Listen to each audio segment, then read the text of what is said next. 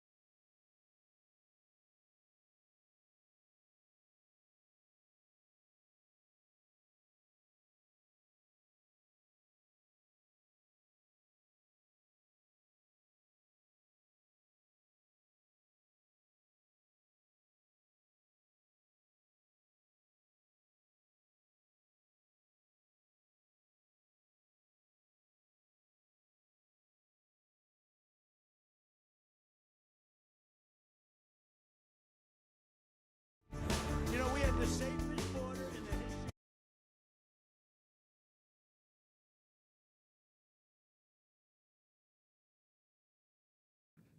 Welcome to the Homeless Conservative, full of technical difficulties. I'm trying to do this live tonight. We are watching the debate tonight, and this is my oldest friend, Jenna, is joining me. Hello. And when I say oldest, I mean we have been best friends for 34 years now, which does tell people what our age is, I guess. We're older than 34, obviously. Yes. But Jenna is truly one of my oldest friends, and I thought it'd be fun to have her because specifically, we were talking the other night, sort of about politics and stuff, and you just kind of mentioned you're a little checked out because it's gotten crazy. Is that fair to say? You don't know who to root for anymore. Right, because it seems like everyone's an idiot. I'm on an island. There's nobody supporting me anymore. Hence the name of this thing, being homeless. It feels like politically homeless and stuff. So I thought you would be a good person to bring on because I think that there is, I mean, the polls show that like 70 to 80% of people in the country don't like either one of these guys. And not just like don't love the two candidates, like actively dislike people. I think something like 25% of the country says they actively hate both these people. So it's interesting because normally I think debates don't really change many minds. And I'm not sure that this one will either. Yeah. But we'll see. I just thought it'd be interesting to have someone who knows nothing. Not knows nothing. That's not the right way to say it. But like, because you're not politically active. No. Like you vote. Yep. And you are, I would say you're pretty active, but you've just checked out because it's gotten so crazy over the last 8 years, 4 years? Yeah. How long? Something like that? Yeah. You're just like, yeah. Bring Obama back. But is it fair to say, I mean, I've seen Biden stickers on your cooler. Yes. You voted for Biden in the past, right? Yes. Yeah. So you're not like you're not a Biden hater, but you're certainly maybe, how do you feel about him? Well, who'd you vote for? I did not vote for either one of them in the last couple elections. Okay. I just don't think either one of them were worth maybe that's too idealistic of me, but I just feel like I want someone that at least represents some of my views. And I don't feel like Trump is that, even though I'm a Republican still. And I certainly don't think he has the moral character to do the job. Like I'm not saying I have to agree with someone on everything, but I want someone to have a basic moral compass inside of them when they're the president of the United States and in charge of the military and all sorts of really important things. Yeah. And I just don't think that Trump had that. And I might have voted for Biden in 2020 because I was like, even pre-January 6th, pretty done with Trump because I didn't like him in 2016 either. And he just had proven all the things that I thought he would do. Yeah. But honestly, Kamala Harris was just like a step too far for me. I just don't think she's ready to be the president either. I think she's smart as heck. You think so? Yeah. Okay. I don't think she's an idiot, but I don't know if we found the right job for her yet. Well, I think you can't be dumb and be like a DA. I mean, like she was a prosecutor and a DA, like a lawyer. Like obviously, you can't be dumb. There's and be potential, but put her in, the Department of Transportation and up Pete. Isn't it Pete? Paul? Peter? Pete. One of those names. Move him up the lines. Yeah, he's got potential. Right. I think like if maybe he would have been the VP pick. Now I still think you take a guy that was the mayor of South Bend, Indiana. I don't think you can just jump straight into the presidency from that either. Of course, Trump had zero political experience too. Yeah. But I mean, in general, I could not pull the trigger for Biden when he's so old, and this was 4 years ago, and I just feel like Kamala Harris is not ready for prime time, and I feel like her staff turnover is really high. Seems like no one likes to work with her. There's just a lot of red flags with her that I don't think that I trust. I just don't know who she is because I feel like she's kind of a chameleon too, in a way. Yeah. Which which most politicians are. Yeah, you're right. But that's a problem that I have with it because I think that here's my theory, and you tell me what you think as someone that's a little bit outside of it. Okay. I think people are attracted to authenticity.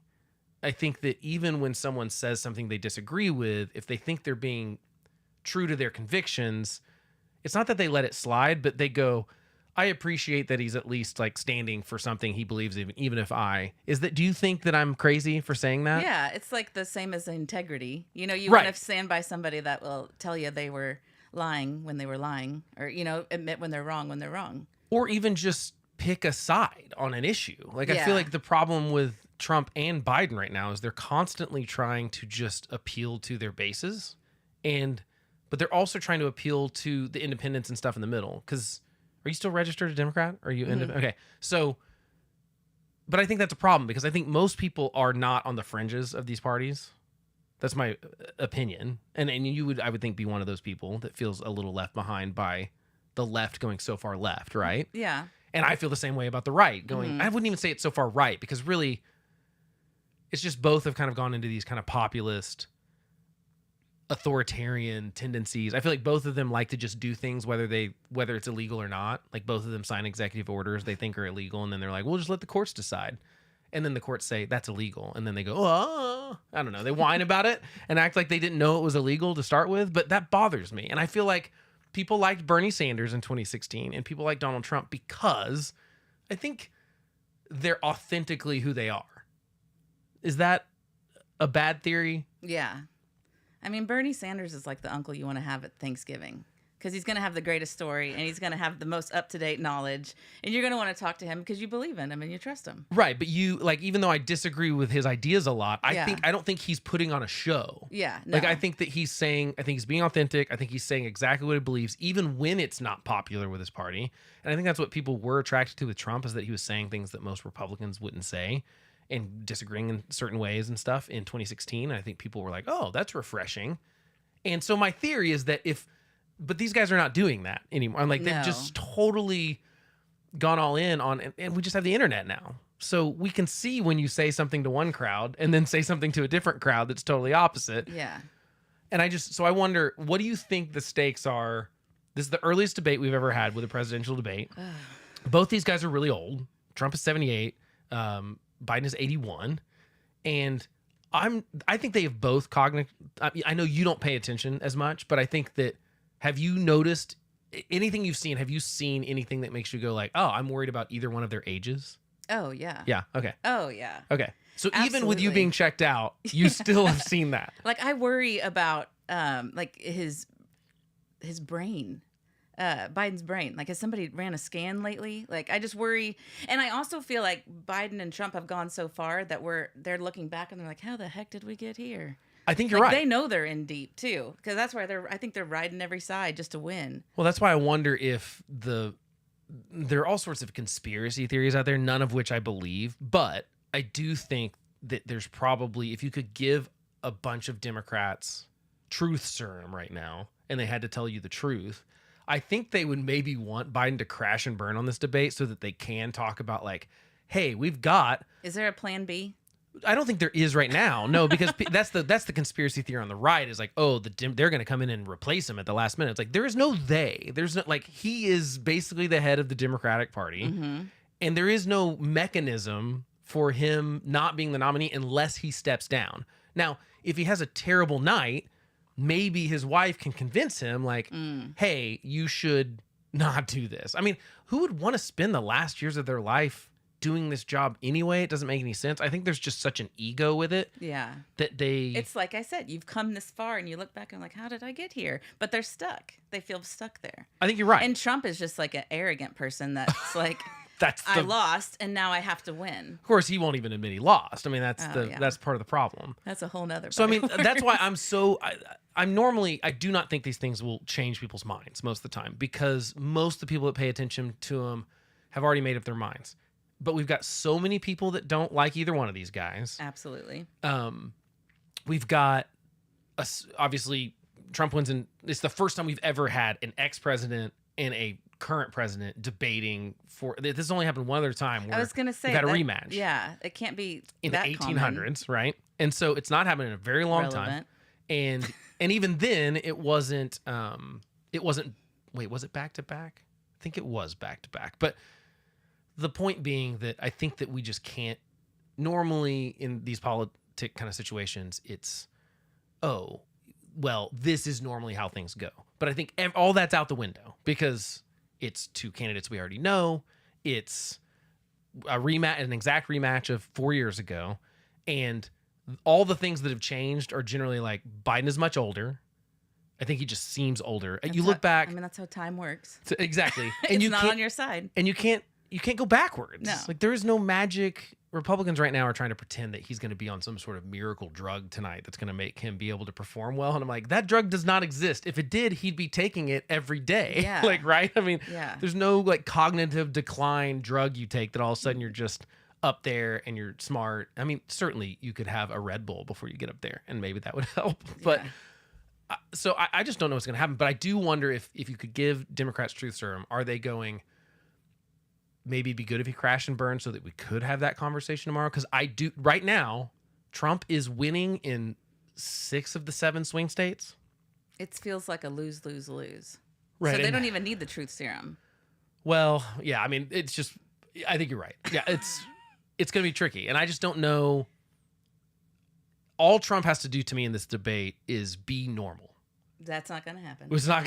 You're right. He cannot help himself. No. But all he would normally have to do is be normal, because when a president is as unpopular as Biden is, because the economy people are upset about, border they're upset about, the Israel stuff they're upset. I mean, there's all sorts of things that people are not happy with, and that always goes against who's the sitting president. Right. It's just, They're even if always it's not cleaning up somebody else's mess. even if it's not their fault. Yeah. And that's just unfortunately how politics works.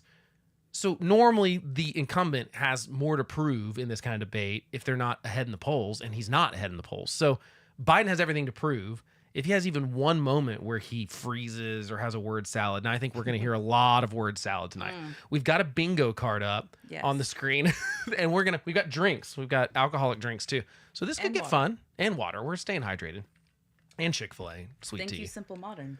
So yeah, they're not officially sponsoring, but that'd be great if I could get them. It's modern. What can you ask for, right? So, we're about a minute away, and we'll kick off. And basically the plan is we're going to watch the debate. We'll chime in every once in a while. I may kind of turn it down a little bit, or we may even pause it. So this is going to take a little longer than the normal debate of an hour and a half, probably. And then in case you're not interested in watching it live, we'll cut a little shorter version of it for all the best clips of me. All the best of Jenna hanging out and talking about all her opinions. Look at those ties. Yeah. What ties are they going to wear tonight? These are, I think that's them actually in the studio already. Oh, well, so it looks like we've got we're starting soon. So this is one of those things where chime in anytime you've got an opinion or a question or anything, because I'm probably just going to be calling BS all night. I'm just going to be being like, that's a lie, because that's what they're going to do. Yeah. They're politicians, as you said. It's to be expected, unfortunately. So we've got this coming up. Let's see. We put the debate on the screen. Oh, yeah, there it is, full screen. And then here's the little one. When's the last time you believed in a politician? A politician or a presidential candidate? Because that's a little different. Presidential candidate. I never agree with anyone 100%. I was not on the Obama train like everyone else. You've never agreed with me 100%. Well, right, I've but been trying for 34 right, years. Right, but I think... And I'm always right, so it's like hard to... I mean, I think that... I didn't vote for Obama. I think he did... I don't think he was... I think his weakest spot was foreign policy, and to me, I could just see that was going to be the case. Because... I'm going to leave this down a little bit while this is up, but... in my lifetime, I've not had one that I was like, I'm going to put that bumper sticker on my car. there's not one. I like Bush. I like Obama. I like George one. I think Clinton was a very good politician. I disagree with him on a lot of things. I think I think conservatives were correct about how gross his stuff with Monica Lewinsky was. Like, I think that the power dynamic there is a gross thing. You know what I mean? Like, after the Me Too stuff, I think it was a little bit more like, yes, I think we said that this was gross behavior a long time ago. Yeah. So I don't like that stuff. I think he's pretty gross in that kind of way. But If only it had been Trump, she would have gotten some money out of it. well, she did. Paula Jones did, not Monica Lewinsky. But all right, so here we go. Here's the debate. Let's turn it up a little bit and watch. Make his case to the American people with just over 4 months until Election Day. Good evening, I'm Dana Bash, anchor of CNN's Inside Politics and co-anchor of State of the Union. I'm Jake Tapper, anchor of CNN's The Lead and co-anchor of State of the Union. Dana and I will co-moderate this evening. Our job is to facilitate a debate between the two candidates tonight. Before we introduce them, we want to share the rules of the debate with the audience at home. Former President Trump will be on the left side of the screen. President Biden will be... Oh, let's talk about the rules for a second, because I'm into this. There's no audience. No audience. It's just Dana and Jake Tapper and the two of them. And there's someone controlling their mic when their time runs out. How well and they're will going that to mute work? it. If they do it right when it... I mean, I'm sure they're going to let him go over by a couple seconds if they're finishing a sentence. But I like this. The reason But I like isn't it... that part of a debate? No, they've never done this. No, I mean, like, isn't that part of a debate? Is arguing and holding your own or shutting Yes, somebody but up? if we're going to agree to rules for time, you should follow it. Okay, right? that's fair. Now, I also think the debate format in general being like, what are you going to do for foreign policy? And then giving someone 1 minute to answer is a stupid thing to do. Like, I think this should be like, let's just talk about foreign policy for an hour. I think I would rather see that. I don't think either one of these dudes could do that. So we'll see. But I like the rules. Some people have been complaining about the rules, but I really don't like audiences, because I feel like they tell you, the viewer at home, how to feel. Because if they're cheering, you might feel a little better about it, or if they're, I don't know, Booing, clapping. I don't like it. So I like this idea. He looks like he needs a back massage. Oh, wow. Okay. But He looks I like he think needs both of them look older than they did 4 years ago, right? Woo! Like, I'm not wrong about this. Neither one had a good walk. No. Hey, and like, they made it to the podium, okay? Nobody fell. I would fall. Debate, and let's start with the issue that voters consistently say is their top concern, the economy. President Biden, inflation has slowed, but prices remain high. Since you took office, the price of essentials has increased. For example, a basket of groceries that cost $100 then now costs more than $120. And typical home prices have jumped more than 30%. What do you say to voters who feel they are worse off under your presidency than they were under President Trump? We got to take a look at what I was left when I became president. I was going to What say that. Mr. Trump left me. We had an economy that was in free fall. The pandemic was so badly handled. Many people were dying. All he said was, it's not that serious. Just inject a little bleach into your arm. You'll be all right. The economy collapsed. There were no jobs. Unemployment rate rose to 15%. It was terrible. And so what we had to do was try to put things back together again. And that's exactly what we began to do. We created 15,000 new jobs. We brought out the position where we have 800,000 new manufacturing jobs. But there's more to be done. There's more to be done. Working class people are still in trouble. I come from Scranton, Pennsylvania. I come of a household where the kitchen table, if the things weren't able to be met during the month. The Office theme song just played in my head. head. The price of eggs, the price of gas, the price of housing, the price of a whole range of things. That's why I'm working so hard to make sure I deal with those problems. And we're going to make sure that we reduce the price of housing. We're going to make sure we... Can I talk during this? 2 million new Okay, units. so Biden comes We're out gonna the make gate sure with we the cap bleach rents comment. so Yeah. corporate What's greed Trump's can't first take dig over. gonna be? The combination that I was left with in Age? corporate greed is the reason why we're in this problem. If he's smart, it's that Biden added to the addition to inflation. that, we're in a Biden really situation caused where most of it. If you take a look at all that was done in his administration, he didn't do much at all. By the time he left, things were in chaos, literally chaos. His And eyes so look we sharp, put things though. back together. We created, I said, those jobs. We Probably made got sure some we eye had drops, a situation keeping where them crystal. we brought down the price of prescription drugs, which is a major issue for many people, to $15 for a insulin shot as opposed to $400. No senior has to pay more than $200 for any drug, all the drugs they can include beginning next year. And the situation is, and we're going to make that available to everybody, to all Americans. So we're working to bring Trump's down the already prices bored. around the kitchen table. I think you're right. And that's what we're going to get done. He stopped listening. He lives on a live audience, so this is going to be hard for Yeah. him. Economy in the history of our country. It's not true. We have never done so well. Everybody was amazed by it. Other countries were copying us. We got hit with COVID, and when we did, we spent the money necessary so we wouldn't end up in a Great Depression, the likes of which we had in 1929. By the time we finished, so we did a great job. We got a lot of credit for the economy, a lot of credit for the military, and no wars, and so many other things. Everything was rocking good. But the thing we never got the credit for, and we should have, is getting us out of that COVID mess. He created mandates that was a disaster for our country. But other than that, we had given them back a country where the stock market actually was higher than pre-COVID, and nobody thought that was even possible. The only jobs he created are for illegal immigrants and bounce-back jobs, a bounce-back from the COVID. He has not done a good job. He's done a poor job, and inflation's killing our country. It is job's a absolutely job. killing us. Thank you, President Well, Biden. but not if they existed before COVID and then they lost and then gained them back. It's not really like you did anything there. It's just like the market changed. The fact of the matter is How would he that, create more jobs anyway? we find ourselves Where are they in- coming They from? don't. I mean, that's the thing. Out of the Presidents hat. complain about. I mean, they say this. He rewarded the wealthy.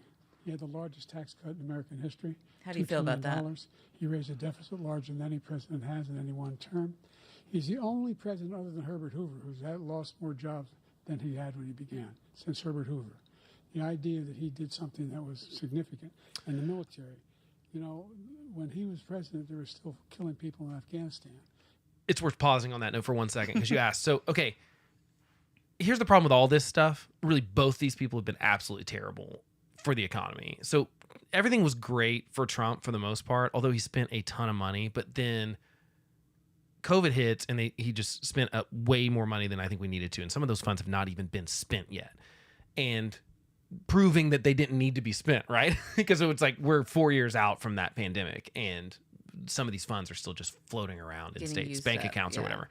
And the problem with Biden saying that Trump lost more jobs than anyone other than Herbert Hoover is the pandemic cost those jobs, not Trump. Like the COVID was no one's fault up here, either one of these guys. No. But yeah, the stock market's going to crash. Yeah, I mean, it didn't crash, but I mean, it goes down and like, yeah, a lot of jobs were lost. A lot of people were told they couldn't go to their jobs. I mean, remember, Yeah. like if you worked in food services or any kind of service, like you just didn't have a job anymore. Restaurants shut down. Restaurants shut down and everything. Yeah. That was the government that said you had to do that. That was state governments for the most part, but the federal government was encouraging that for sure. So maybe Trump has some blame, but Democrats were all in on that, Yeah. in my opinion. So to me, neither one of them get the credit for the bounce back, like Trump said, after COVID. Yeah. Because neither one of these guys actually did the things. It was just they opened the economy back up. They said you can go back to work, which, It was the consequences of the actions. yeah, now both of them spent so much money that they caused massive inflation. And Trump spent a lot of money that caused inflation, and then Biden spent more that caused even more inflation. So to me, both of these guys trying to pin all of the inflation on the other is ridiculous. But Biden especially, because Biden did not need to spend the money he spent. We were out of the pandemic at that point. People were back to work. What's he spending money on? All sorts of COVID relief stuff. It's like $6 trillion. I mean, it's like trillions of dollars of extra spending that, like I said, most of it's still not been spent. So it's just trying to inject money back into the economy. But the problem with doing that is that you end up with too many dollars, and we didn't have anything to spend the money on because we couldn't travel, we couldn't go to services, we couldn't restaurants. It was trying to get the economy going again. But when you have too many dollars chasing too few goods, it raises the prices of everything. Because if you've got 100 of something that you want to sell people, and also you've got millions of people that want those things, you can charge whatever you want for those things that you've got. And so it just raises the prices of everything. That's why homes went up. That's why cars went up. Yep. Everything went up drastically. I think people are feeling that, and I think that's legitimate. But I think both of them absolutely contributed to it. I don't Yeah. think our government handled COVID well at all. I mean, they did some things well. The vaccine was good, but for the most part, they just got out of the way of the vaccine manufacturers. They cut the red tape that normally the government Yeah. puts in front of them. But so anyway, Supported them. yeah. Anyway, we'll go on. He didn't do anything about that. When he was president, we were still found ourselves in a position where you had a notion that we were this safe country. The truth is, I'm the only president this century that doesn't have any, this decade, that doesn't have any troops dying anywhere in the world. Just 90 like he years off did. there. President Trump, I want to follow up if I can. Am I allowed to respond to him? Well, I'm going to ask you a follow-up. You can do whatever you want with the minute that we give you. I want to follow up. You want to impose a 10% tariff on all goods coming into the U.S. How will you ensure that that doesn't drive prices even higher? It's not going to drive them higher. It's just going to cost countries that have been ripping us off for years, like China and many others, in all fairness to China. It's going to just force them to pay us a lot of money, reduce our deficit tremendously, and give us a lot of power for other things. But he made a statement. The only thing he was right about is I gave you the largest tax cut in history. I also gave you the largest regulation cut in history. That's why we had all the jobs. And the jobs went down, and then they bounced back, and he's taking credit for bounce-back jobs. You can't do that. He also said he inherited 9% Dang, get the words out of your mouth. He inherited almost no inflation, and it stayed that way for 14 months. And then it blew up under his leadership because they spent money like a bunch of people that didn't know what they were doing, and they don't know what they were doing. It was the worst, probably the worst administration in history. There's never been. And as far as Afghanistan is concerned, I was getting out of Afghanistan, but we were getting out with dignity, with strength, with power. He got out. It was the most embarrassing day in the history of our country's life. President Trump, over the last 8 years, answer. under both of your administrations, the Hate to admit national it. debt soared to record highs. How is it embarrassing? And according to a new I mean, people were clinging to planes trying to get out of Afghanistan. It was a disaster, and we lost 12 soldiers. ISIS-K blew up a base and killed, I don't know, a couple hundred Afghans. I mean, it was pretty bad. How much of that was our fault? All of it, because the generals told him to stay. That we need to stay at least a few troops. Like, we need to have a couple thousand troops. We can't just pull everyone out at once. And he was just so... I mean, now, to be fair, this was Trump's plan. And Biden executed it. He executed it without listening to his generals. But that's my problem with the age thing. Biden claims they never told him that. They claim they did. So either he's lying, which is not cool, or he doesn't remember, which is also a problem, right? Like, I have a problem with the president can't remember that the general told him that, hey, you guys, we really can't just draw everyone out. It's going to be a disaster. I feel like even if he didn't remember, he's always got somebody with him to be like, hey, no, the general said this. Right, but like the buck stops with him, right? I'm going to scoot this a little closer to you. Sorry. Just so that you can move that too. Like, you can twist this if you need to. Here. We'll do that as we listen. Sorry. partisan analysis, President Trump, your administration approved $8.4 trillion in new debt, while so far, President Biden, you've approved $4.3 trillion in new debt. So, former President Trump, many of the tax cuts that you signed into law are set to expire next year. You want to extend them and go even further, you say. With the U.S. facing trillion-dollar deficits and record debt, why should top earners and corporations pay even less in taxes than they do now? Because the tax cuts spurred the greatest economy that we've ever seen just prior to COVID. And even after COVID, it was so strong that we were able to get through COVID much better than just about any other country. But we spurred, that tax spurred. Now, when we cut the taxes, as an example, the corporate tax was cut down to 21% from 39%, plus beyond that. We took in more revenue with much less tax, and companies were bringing back trillions of dollars back into our country. The country was going like never before, and we were ready to start paying down debt. We were ready to start using the liquid gold right under our feet, the oil and gas right under our feet. We were going to have something that nobody else has had. We got hit with COVID. We did a lot to fix it. I gave him an unbelievable situation with all of the therapeutics and all of the things that we came up with. We gave him something great. Remember, more people died under his administration, even though we had largely fixed it. More people died under his administration than our administration, and we were right in the middle of it, something which a lot of people don't like to talk about. But he had far more people dying in his administration. He did the mandate, which is a disaster, mandating it. The vaccine went out. He did a mandate on the vaccine, which is the thing that people most objected to about the vaccine. And he did a very poor job, just a very poor job. And I will tell you, not only poor there, but throughout the entire world, we're no longer respected as a country. They don't respect our leadership. They don't respect the United States anymore. We're like a third world nation between weaponization of his election, trying to go after his political opponent, all of the things he's done. We've become like a third world nation, and it's a shame. The damage he's done to our country.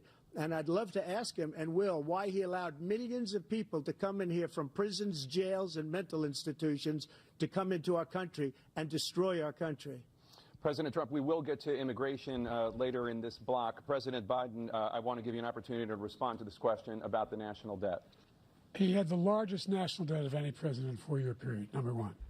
Number two, It's true. that $2 trillion tax cut benefited the very wealthy. Do you think he What Botoxes I'm his gonna do is forehead? fix the tax Look at system, that for smooth example. center. That's more than Botox. That's like Surgery. some surgery. And what's happening? They're in a He wears it situation well. where they, in fact, pay 8.2% in taxes. If they just paid 24%, That's not true. 25%, either one of those numbers, they'd raise $500 billion, I should say, in a 10-year period. We'd be able to wipe out his Inflation debt. We'd be able blame to help game. Make sure that all those should have things we drank need for that. to do, Yeah. child care, elder care, Drinking making sure that we spirit. continue to strengthen our healthcare system, making sure that we're able to make every single solitary person eligible for what I've been able to do with the with the COVID. With dealing with everything we have to do with. Look, Oh, if This is bad. we This is finally exactly beat Medicare, Trump's Thank being you, President respectful about Biden. it. President Trump. because it's smart. Well, he's right. He did beat Medicare. He beat it to death, and he's destroying Medicare because all of these people are coming in. They're putting them on Medicare. They're putting them on Social Security. They're going to destroy Social Security. This man is going to single-handedly destroy Social Security. These millions and millions of people coming in, they're trying to put them on Social Security. He will wipe out Social Security. He will wipe out Medicare. So he was right in the way he finished that sentence. And it's a shame. What's happened to our country in the last 4 That's years been a is broken- not to be believed. Foreign was countries, gonna say it over and I'm over again. friends with a lot of people. They cannot believe what happened to the United States of America. We're no longer respected. They don't like us. We Who is give them they? everything they want, and they think we're stupid. They think we're very stupid people. Everyone, What we're Jenna. doing for other countries, and they do nothing for us. What this man has done is absolutely criminal. Okay, two things worth talking about there that I Speaking think. of criminal, That's it. Wait, yeah. Does that count? If Trump says criminal, I don't think it does because I think we're okay. You asked about the tax cuts earlier. I like the tax cuts in general because I like tax cuts in general. I think that we pay too much taxes. Biden always keeps bringing up this point that he says the richest people in America pay 8% tax. Is not true at all. He's getting that number, just so you know, because I feel like this is one of those things that you'd have to be a wonk, a nerd like me to understand. What he's doing is he looked at a couple people that said they're counting all your assets. They're counting your house. They're counting your cars. They're counting any of your investments that you haven't, like your 401k. Mm-hmm. They're counting your 401k, even though you've not taken money out of that yet. They're counting that as your total net worth. And they're saying, if I add up all of that and then look at what you paid in income tax, you only paid you're not paying because our tax code doesn't make people pay money on their 401k that they haven't drawn out of, Yeah. or their house that they own until they sell it. Or like this is how the normal tax code works. This is not some cheat. This is not something that rich people get to take advantage of. This is just that's how our tax code works. Is that like you don't get taxed for your 401k until you start drawing out of it, and even Right. then there's differences because you're getting taxed. So it's a lie when Biden says that the richest people don't pay 8%. The rich people in America pay the highest tax rate of anyone. It's like 30-something%. If you're a billionaire, you are paying 30-something percent on all your income. Like everything you take is income, a check, or if you sell stocks, or if you sell a house, any kind of thing like, well, selling a house is a little different because that's capital gains tax. But they're both lying about this, is my point, is Yeah. that, Trump's trying to pretend that this is all that his economy, like he's trying to pretend he was going to, like he said he was paying down debt. That's absolutely not true. Biden's correct in the fact that Trump spent more money in 4 years than any other president in the history before COVID. So even just saying from whatever, the time he take office in 2017 to March or February of 2020, they're not even counting the last 9 months. He added, I think it's $4 trillion or $6 trillion. I don't remember that number off the top of my head, but he added more than any other president. The only other presidents that have spent more than him had 2 terms, like Obama and Bush spent more than him, but over 8 years, not over 3 years. So Trump contributed to this problem. So has Biden, because Biden has also spent an absolute ton of money. And we have added, $10 trillion to the national debt since Trump took office.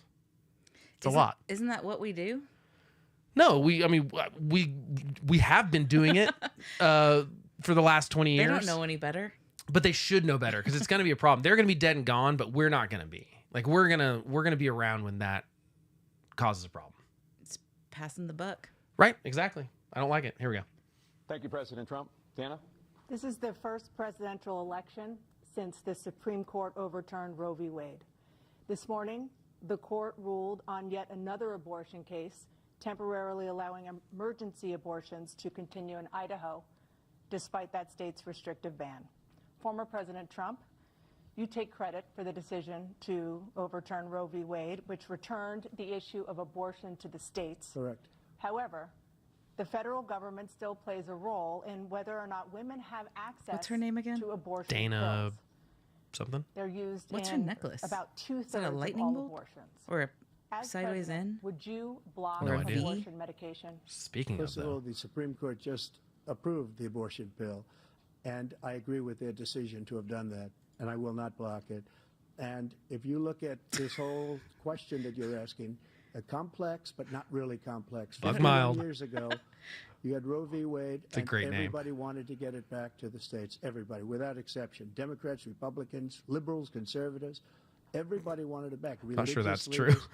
And what I did is He I speaks put for three everybody. great Supreme Court He knows. justices on the court, and they happened to vote in favor of killing Roe v. Wade and moving it back to the states. This is something that everybody wanted.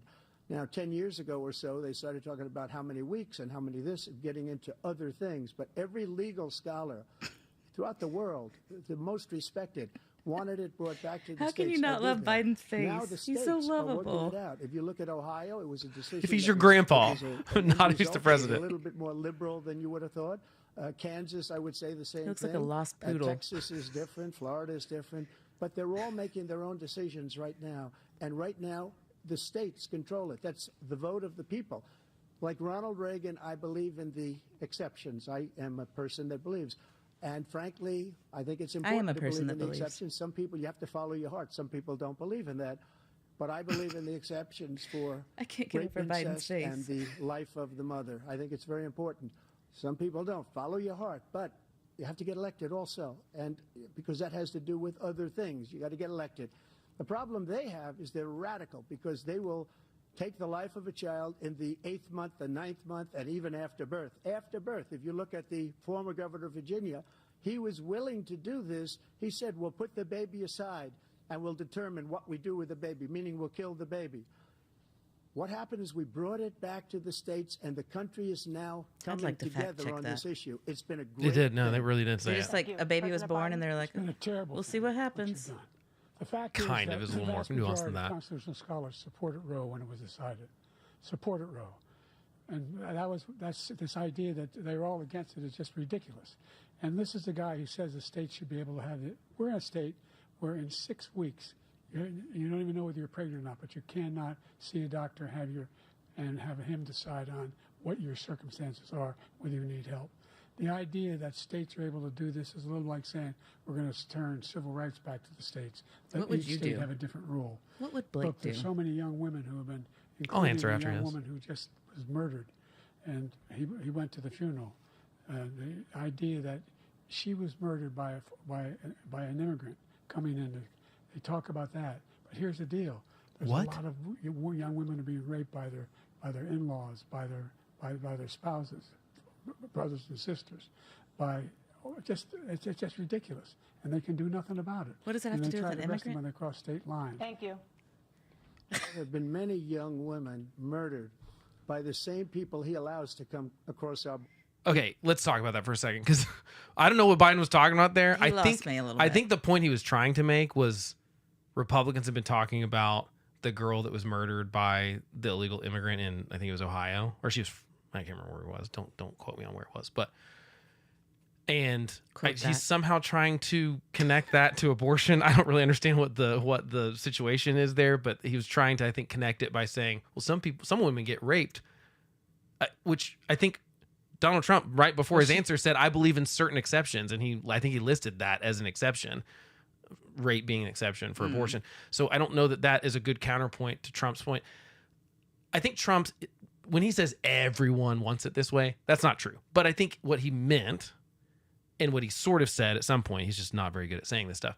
Most legal scholars that really know the law think Roe was bad law in the sense that the Supreme Court made up a law. Even Ruth Bader Ginsburg said it was bad law because the court can't just make up like an interpretation of something. They're supposed to interpret existing laws, not make up a law out of whole cloth. So most legal scholars, even who believe there should be abortion, were willing to say that like that's not how it should happen. It should happen either at states or it should happen at a federal level, because the Supreme Court's not built to legislate like that. The legislative branch is supposed to be the one that makes laws. The Supreme Court's not supposed to make laws. They're just supposed to interpret laws. And that normally when that kind of case comes to the Supreme Court, like where someone's suing someone for like, hey, my rights are being violated, they have to show that in the Constitution. There is no right to abortion in the Constitution, though. So I do think Roe is bad law, and I think that Trump's right. Like, I think that it should be a state issue because I don't think it's like civil rights. I don't think it's the exact same thing, especially because post Roe being turned over, you are seeing in states the argument happening. You know, for decades, we had people just promising stuff, but they knew they couldn't do anything. But now you're having to have real debate about like, okay, well, where do we think the line is? I think that there's a fringe of the left that is like that the reference to the governor was, there was this, I think it was a hot mic kind of situation, or maybe it was on the air. I can't remember, but the governor said basically, don't quote me exactly, but it was something like, and in the situation of some sort of like preemie situation where this baby's born, like, well, you know, it was basically, it was not too far off from what Trump said. It was gross. It was like, wait a minute, are you talking about a live baby that's outside of the mother and you're going to decide what to do? No, at that point, that baby's here. Like, baby's alive. Like, you can't do anything at that. Like, that's murder. That's infanticide at that point, in my opinion. That was protected by the law? No, it wasn't. This was so just. What does that have to do with Roe v. Wade? I think he's saying that like there are people on the left that are for having abortion up to 40 weeks. Okay. Because there are some people that say I should be able to do it anytime I want. I don't think that's where the majority of people are. Majority of people, 65% of people polled, I think is what it is, think in the first, like it should be allowed in the first trimester and not after that. Well, that's 12 weeks, which is shorter than most people are talking about with like 15-week bans and stuff. So, and by the way, that's where like all of Europe is and stuff. Not legal after 12 or 15 weeks. Kind of depends on where you go. So I feel like if you take it to the states, though, it's a slippery slope. Well, but I mean, I don't think there's anything in the Constitution that says it's the If I can't get my weed here, I'm going to go get it somewhere else. If I can't get my abortion here, I'm going to. But that's how it works with weed. This person's barn and get aborted. But that's how it works with weed. Like the problem is the Constitution doesn't allow Congress to do everything. Slope. It's a dangerous thing. Well, but I think it's not. But I think that's the right way constitutionally. I don't think that there's anything constitutionally that says the federal government couldn't make a law. Now, I mean, I am more federalist than most people are in the sense that I don't think the federal government has most of the powers that it has claimed it has. I think that Congress has done a lot of tricky work with saying, oh, the Commerce Clause says we can do that. I think that's really tricky to do with abortion because it's not a commerce thing. They're claiming it's a healthcare thing. So I think it's tricky. I could be convinced either way that you could have a federal law, but I don't think anyone at the federal level wants to do it because Congress doesn't want to have this debate. They don't really want to have to make this vote because no one wants to do anything in Congress. So I think Congress wants it to go to the states, even Democrats, because they then get to complain about it. Yeah, they just don't. Well, not lazy. They just don't want to deal with it. Like, for 50 years, they've been able to just punt it around back and forth as a political issue without having any ability to do anything about it because it was like, well, Roe's the law of the land, so you can't do anything about it. You can just talk about it and pretend you're talking a big game, and you're seeing a lot of Republicans doing this. It's like they talked a big game, and all of a sudden they can do something, and they're like, I don't want... I mean, Trump's even doing this. Trump's trying to not... Trump's all of a sudden like calling out people's bans and things like that, or that state's a terrible thing because he wants to get elected and he realizes that but to me, like I said, 65% of the country thinks that it should be legal in the first trimester with some exceptions and illegal after that with some exceptions. that's where almost everyone is. So good luck with that 35%. Well, I mean, you're going to piss off people no matter what. Yeah. Like but I like, don't know, I just feel like we had something and it's like, nope, we're going to change it up but on you. isn't that how government's supposed to work? Is that we're supposed to hash this stuff out instead of like letting Was it 9 broken? unelected people? I think it was, because I think it was bad law. Okay, but you keep saying it's a bad law. Like, Well, but it's just no, going to no. go down By to a bad state law, level. By bad law, I mean, I don't think the Supreme Court had the power to do what they did with Roe versus Wade. I think there's lots of cases like this where they overstep their boundary, just like I think Congress oversteps their was boundary. The desperate times call for desperate measures. Well, I don't think that's so much it, because I don't think that there's any reason to think that Congress couldn't have passed a law back then. Like there's no, like, Congress was healthier then than it is now, you know? I'm just saying, I think that, But like, then why didn't they? well, I think that it's the same thing. I think no one wants to deal with it. I think that people, when it comes down to something that's that nuanced, because it is very nuanced, it's not black and white. In the sense that it's not black and white in the sense that there are so many situations there, like, and I think there is, like I said, I just don't think the Supreme Court had the right to do it. Like, constitutionally, they cannot just make up a law, because they're not supposed to write laws. They can't make something the law of the land. They can interpret the law. They can say, Congress passed a law, we say that law is unconstitutional, or the president does something, they can say that's unconstitutional, but they can't say now everyone has this right.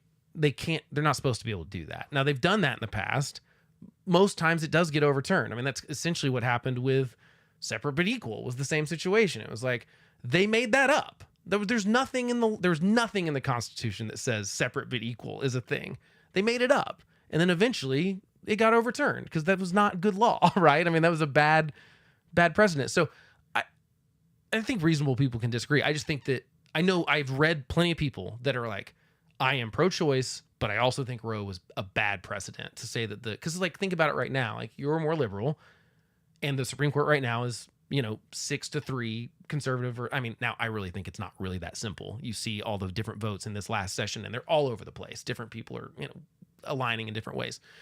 I think it's more like 3-3-3. But you wouldn't want them making something up out of whole cloth, right? I mean, if you think you don't agree with the majority of the court, you wouldn't want them saying, I can't think of a good example, but making up wholly that, like, no one can do this anymore without Congress being involved, because they're not elected. We want to be able to say, I'm not giving you your seat back if you. So then why wait 50 years? Well, I think it's all about the cases coming up, and it wasn't going to happen until there was a Supreme Court majority that would overturn it. So no one's going to bring that case when they can't win it. Do you trust your state to do the right thing? I don't.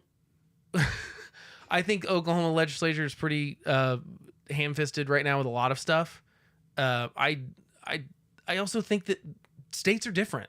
Frankly, I like that. I think that California should be different than Texas, and should be different from Ohio, and should be different than Rhode Island. I don't think we should have to try to fit everyone in the same bucket, because, like, different people are going to feel different ways in different places about all sorts of issues. And this isn't just about abortion, but we are the United States but I mean, of America. Right, but we're states. Well, I mean, as far as the Constitution's laid out, we give a lot of rights to states to do a lot of stuff. Now, we've clawed some of that back, because Congress dangles a bunch of money to people and says, well, we'll build your highways and give you money for it, but you have to set the speed limit to a certain speed. I mean, that's like, or you have to raise your drinking age to 21. And people go along with it because there's money inflowing. That's mostly how Congress gets away with doing stuff, where they say everyone's got, like, the legal age is 21 to drink nationwide now because of that. I think there might be one state actually that it's not, but I can't remember where it is. Really? I think it is. I think it's like Wisconsin or something. You can be 18 and have a beer.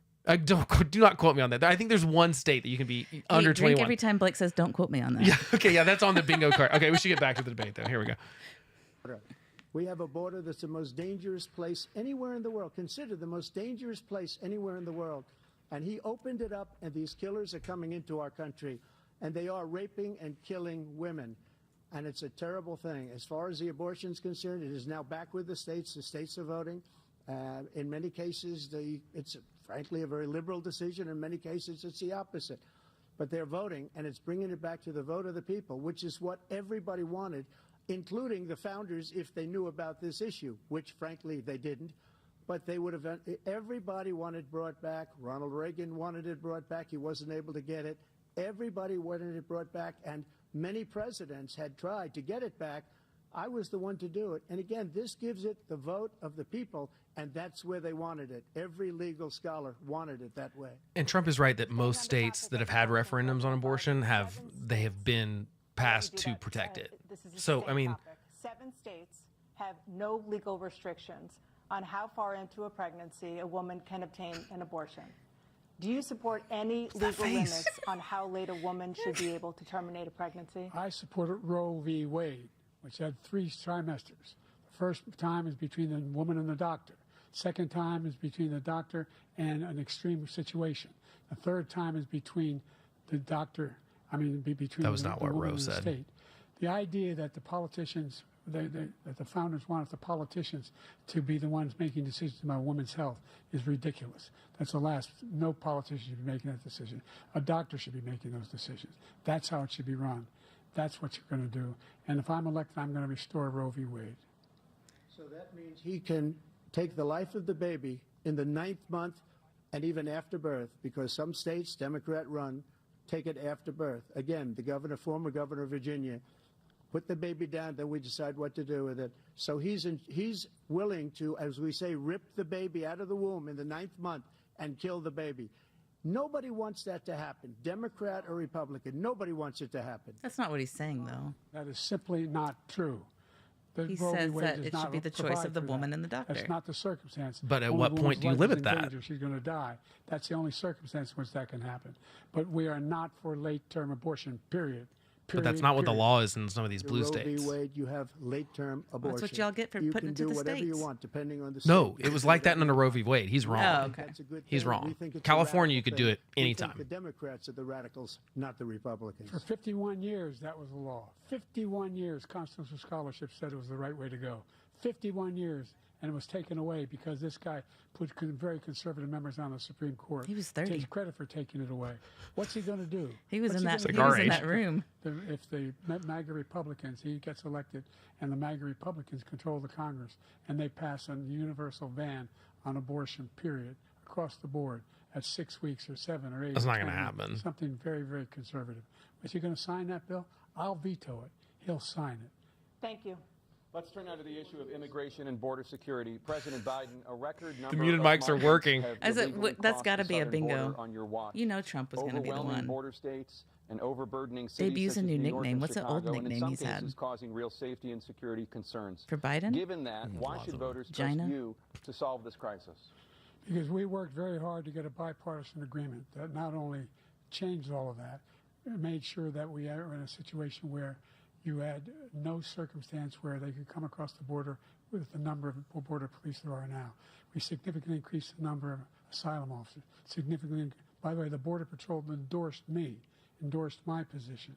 In addition to that, we found ourselves in a situation where when he was president, he was taking You and I probably separating disagree on babies Border from Patrol. their mothers, putting them in cages, Possibly. making sure the families were separated.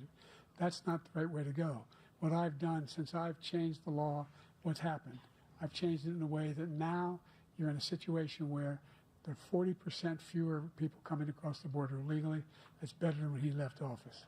And I'm going to continue to move until we get the total ban on the total initiative relative to what we can do with more Border Patrol and more asylum officers. I don't understand Trump? this answer. I really don't know what he said at the end of that sentence. I don't Oh, think he knows what you he have- said either. Look, we have the safest border in the history of our country. I'm too much like Well, Trump all you tonight. gotta It's do is bothering all me. you You've gotta do literally is said it before he said We it. decided 2 to different open times. up our border, open up our country to people that are from prisons, people that are from mental institutions, insane asylum, terrorists. We have the largest number of terrorists coming into our country right now, all terrorists, all over the world, not just in South America, all over the world. Where's he getting come. that It is statistic? true. There are more Everywhere, people from all the over terrorist world watch are list have pouring come in. across the border in the And last. this guy just under left it open. his and he Biden. didn't need legislation because I didn't have legislation. I said close the border. We had the safest border in history.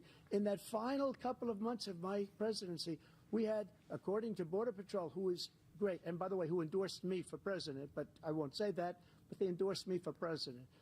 But you said it. Just speak to him.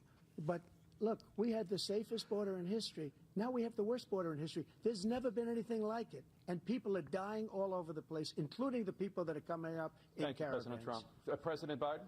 The only terrorist who's done anything crossing the border is one who came along and killed three, and his administration, killed an Al-Qaeda person come in his administration, killed three American soldiers. That's the only terrorist that's there.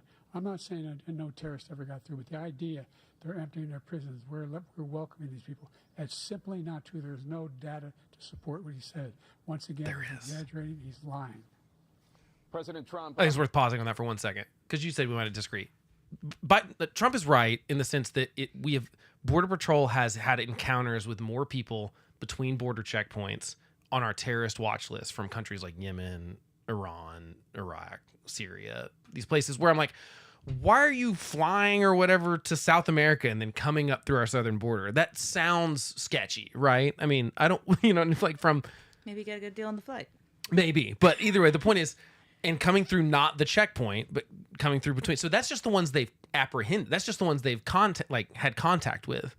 And the problem is, what Biden changed the way the border works is that, first of all, it's an absolute mess. Trump saying it was the best border situation under him was wrong. We've had an immigration problem for a long time in the sense that we do not have the resources at the border to solve this.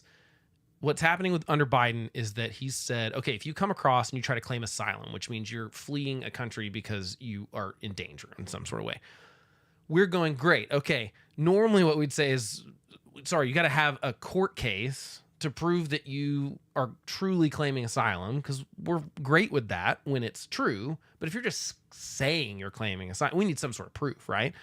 How are you going to prove like your life? Well, you need to have a threatened? story or something. I mean, like you need to have some, and most of the time when you're coming from like these, like if you're coming from Haiti right now, not hard to prove because the whole country is in disarray. It's literally ran by gangs right now. The government has totally crashed. Really easy to prove you're fleeing. You can't live there. I mean, it's super dangerous, right? You're coming from Yemen or Iran, and I'm going, and you're on our terrorist watch list, and you have associations with ISIS. The problem is, we don't have that data right away, and we're just letting people come into the country, and we're saying, okay, you wait in the country, and we'll call you when it's time to do your asylum case. That's taking 7 to 10 years. We're so backlogged because 3 million people have come across the border like that in the last 3 years. It's an absolute mess. We don't have the resources. This is Congress's job. It's really not either one of these guys' jobs. Now, they can obviously, Biden has made it worse because he undid a lot of executive orders that Trump did that tried to kind of clamp that down a little bit. What I don't like about the border specifically is that we don't know who's coming to the country. I think we have to know who's coming in no matter what. I'm all for immigration. I'm all for asylum seekers. I think that most of the people that are coming across the border are really trying to make a better life for themselves, and sometimes they are fleeing legitimately dangerous situations. I don't think that's everyone. I think a lot of people just want to come work in America and make a bunch of money and potentially go back to their country then. And for those people, I'm, like, okay, well, but you need to do it the right way. I don't like that people are coming in the country claiming asylum, maybe not being. It's also a huge human trafficking problem. How hard are we making it the right way, though? Well, it shouldn't be that hard. I mean, you come to the border, you say, why do you need to come in the country? Do you want to work? Are you visiting family? There's all sorts of nuance here, obviously, but I think the big problem is that we just don't know who's coming in. How do we not know who's coming in? Because those, like I said, Border Patrol encountered people without and then identification, let them in without papers, and then later figured out they were on the terrorist watch list, and now we don't know where they are. So, I mean, that's happened more under Biden than it happened under anyone else, and it happened specifically between border checkpoints. So it's not people trying to like all the people that came in for the 9/11 stuff came in legitimately on like some sort of visa or something like that, and they had clean enough backgrounds that they got in, or I think some of them snuck in, maybe a couple of them, but for the most part they were here on like work visas and stuff or whatever. So, but we didn't know they were terrorists at the time. We didn't have obviously some of the systems we have now and stuff. I think the problem is that Trump's lying about the border just being some sort of like perfect situation. It was a mess under him too. It's been a mess for 30 years. We haven't had any real immigration reform since the 80s. It's been a very long time, and the world's changed a lot since the 80s. And to me, this is a thing that Congress has to solve. We had a border bill that would have done some improvements, and Trump wanted it killed, and so they killed it. James Langford helped write it. It was like a Republican, independent, and Democrat that crafted the whole thing. It was very heavy on things that Republicans have said they wanted at the border for a long time, but because Trump didn't want Biden to get a political win in an election year, he killed it. I think that's foolish. I think that that's playing politics with people's lives, because this is people's lives. This is people in desperate situations are sending their kids with cartel members to sneak across the border into the country. We shouldn't have a system that makes that be the way that people are coming in the country. We have a really bad system if that's happening. And there are victims, I think, across the board. There are victims in the immigrants. There are certainly victims. We arrested some people this last year that were connected to ISIS for a plot to kill George W. Bush that came across the southern border. So this is not, it's not hyperbole. Now Trump's saying that they're sending people from mental asylums and prison. That's not the majority of people. I'm talking, it's hundreds of people on our terrorist watch list. It's not even thousands or hundreds of thousands compared to the 3 million or whatever people that have come across the border. So it's not the numbers that Trump is saying it is. I don't think it's fair for him to blame that on Biden either. Well, Biden's executive orders did make it more possible, because he basically said we're letting everyone in and they can claim assignment. Some of them even did it on apps. They set up an app that you could just like claim asylum on the app and then come through. You're supposed to come through the border checkpoint, but they're not coming through the border checkpoint. And some of that's because he weakened the border security. I don't think we're giving the border the resources it needs.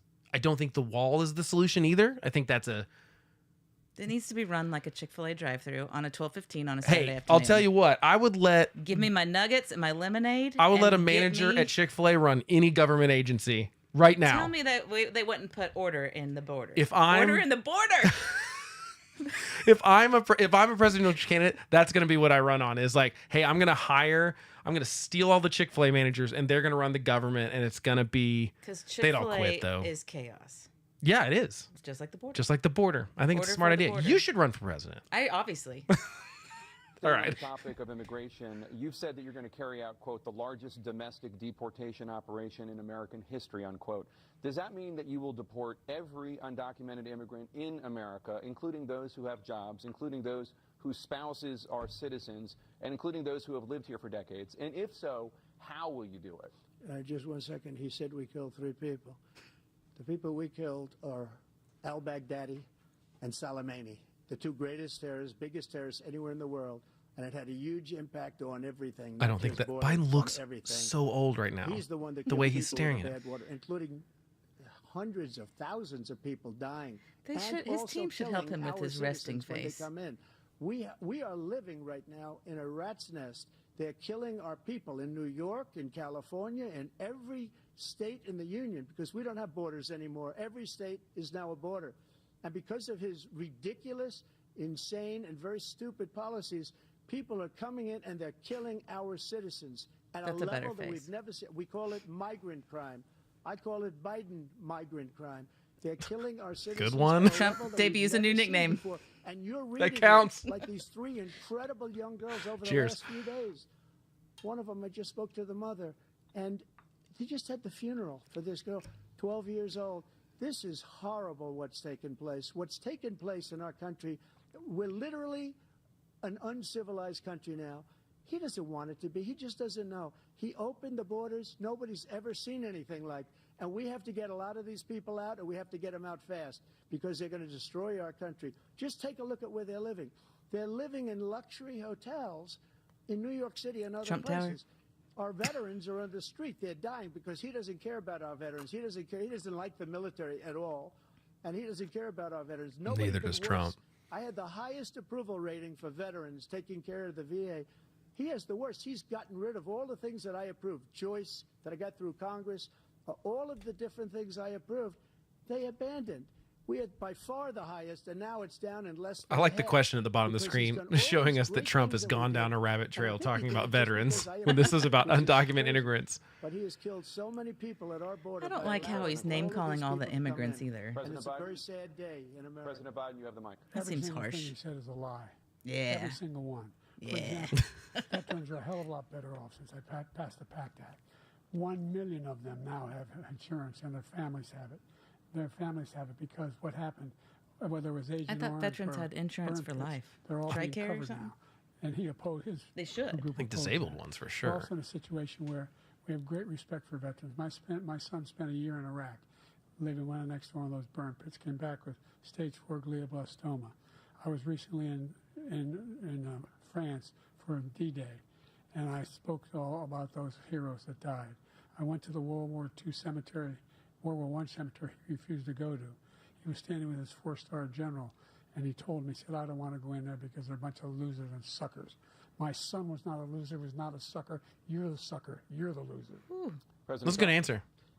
First of all, that was a made-up quote, suckers and losers. It was they not. made it up. It was in a third-rate magazine that's failing He like said many it of these millions magazines. of times. He made that up. He put it in commercials. We've notified him. We had 19 people that said I didn't say it. And think of this. Who would say I'm at a cemetery or I'm talking about our veterans? Because nobody's taken better care. You I'm would, so glad Trump. this came up. You would And he absolutely brought it say up. that. Who have you not There's insulted? nobody that's taken better care of our soldiers than I have. To think that I would, in front of generals and others, say suckers and losers. We have 19 people that said it was never said by me. It was made up by him, just like Russia was made up, just like the 51 intelligence agents are made up, just like the new thing with the 16 economists are talking. It's the same thing. 51 intelligence agents said that the laptop was Russia disinformation. It wasn't. That came from his son, Hunter.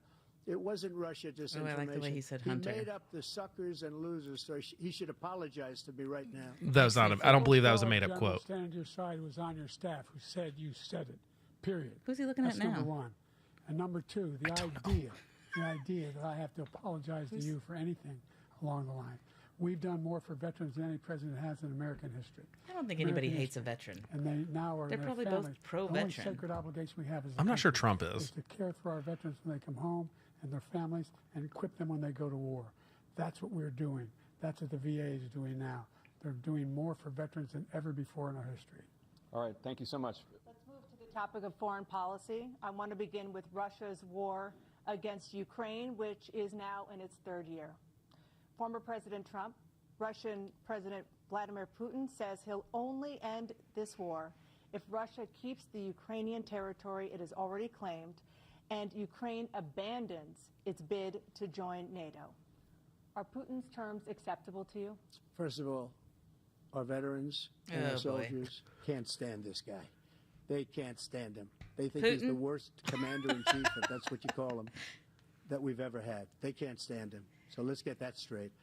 And they like me more than just about any of them. Nobody likes you. And that's based on every No, that's single not true. bit of information. No, As that's a far good as smile from Russia Biden. and His lip's a Ukraine, little shaky. If we had a real That's 'cause it's president, rage. a president that was respected by Putin, he would have never invaded Ukraine. A lot of people are dead right now, much more than people know. You know, they talk about numbers. You can double those numbers, maybe triple those numbers. He did nothing to stop it. In fact, I think he encouraged Russia from going in.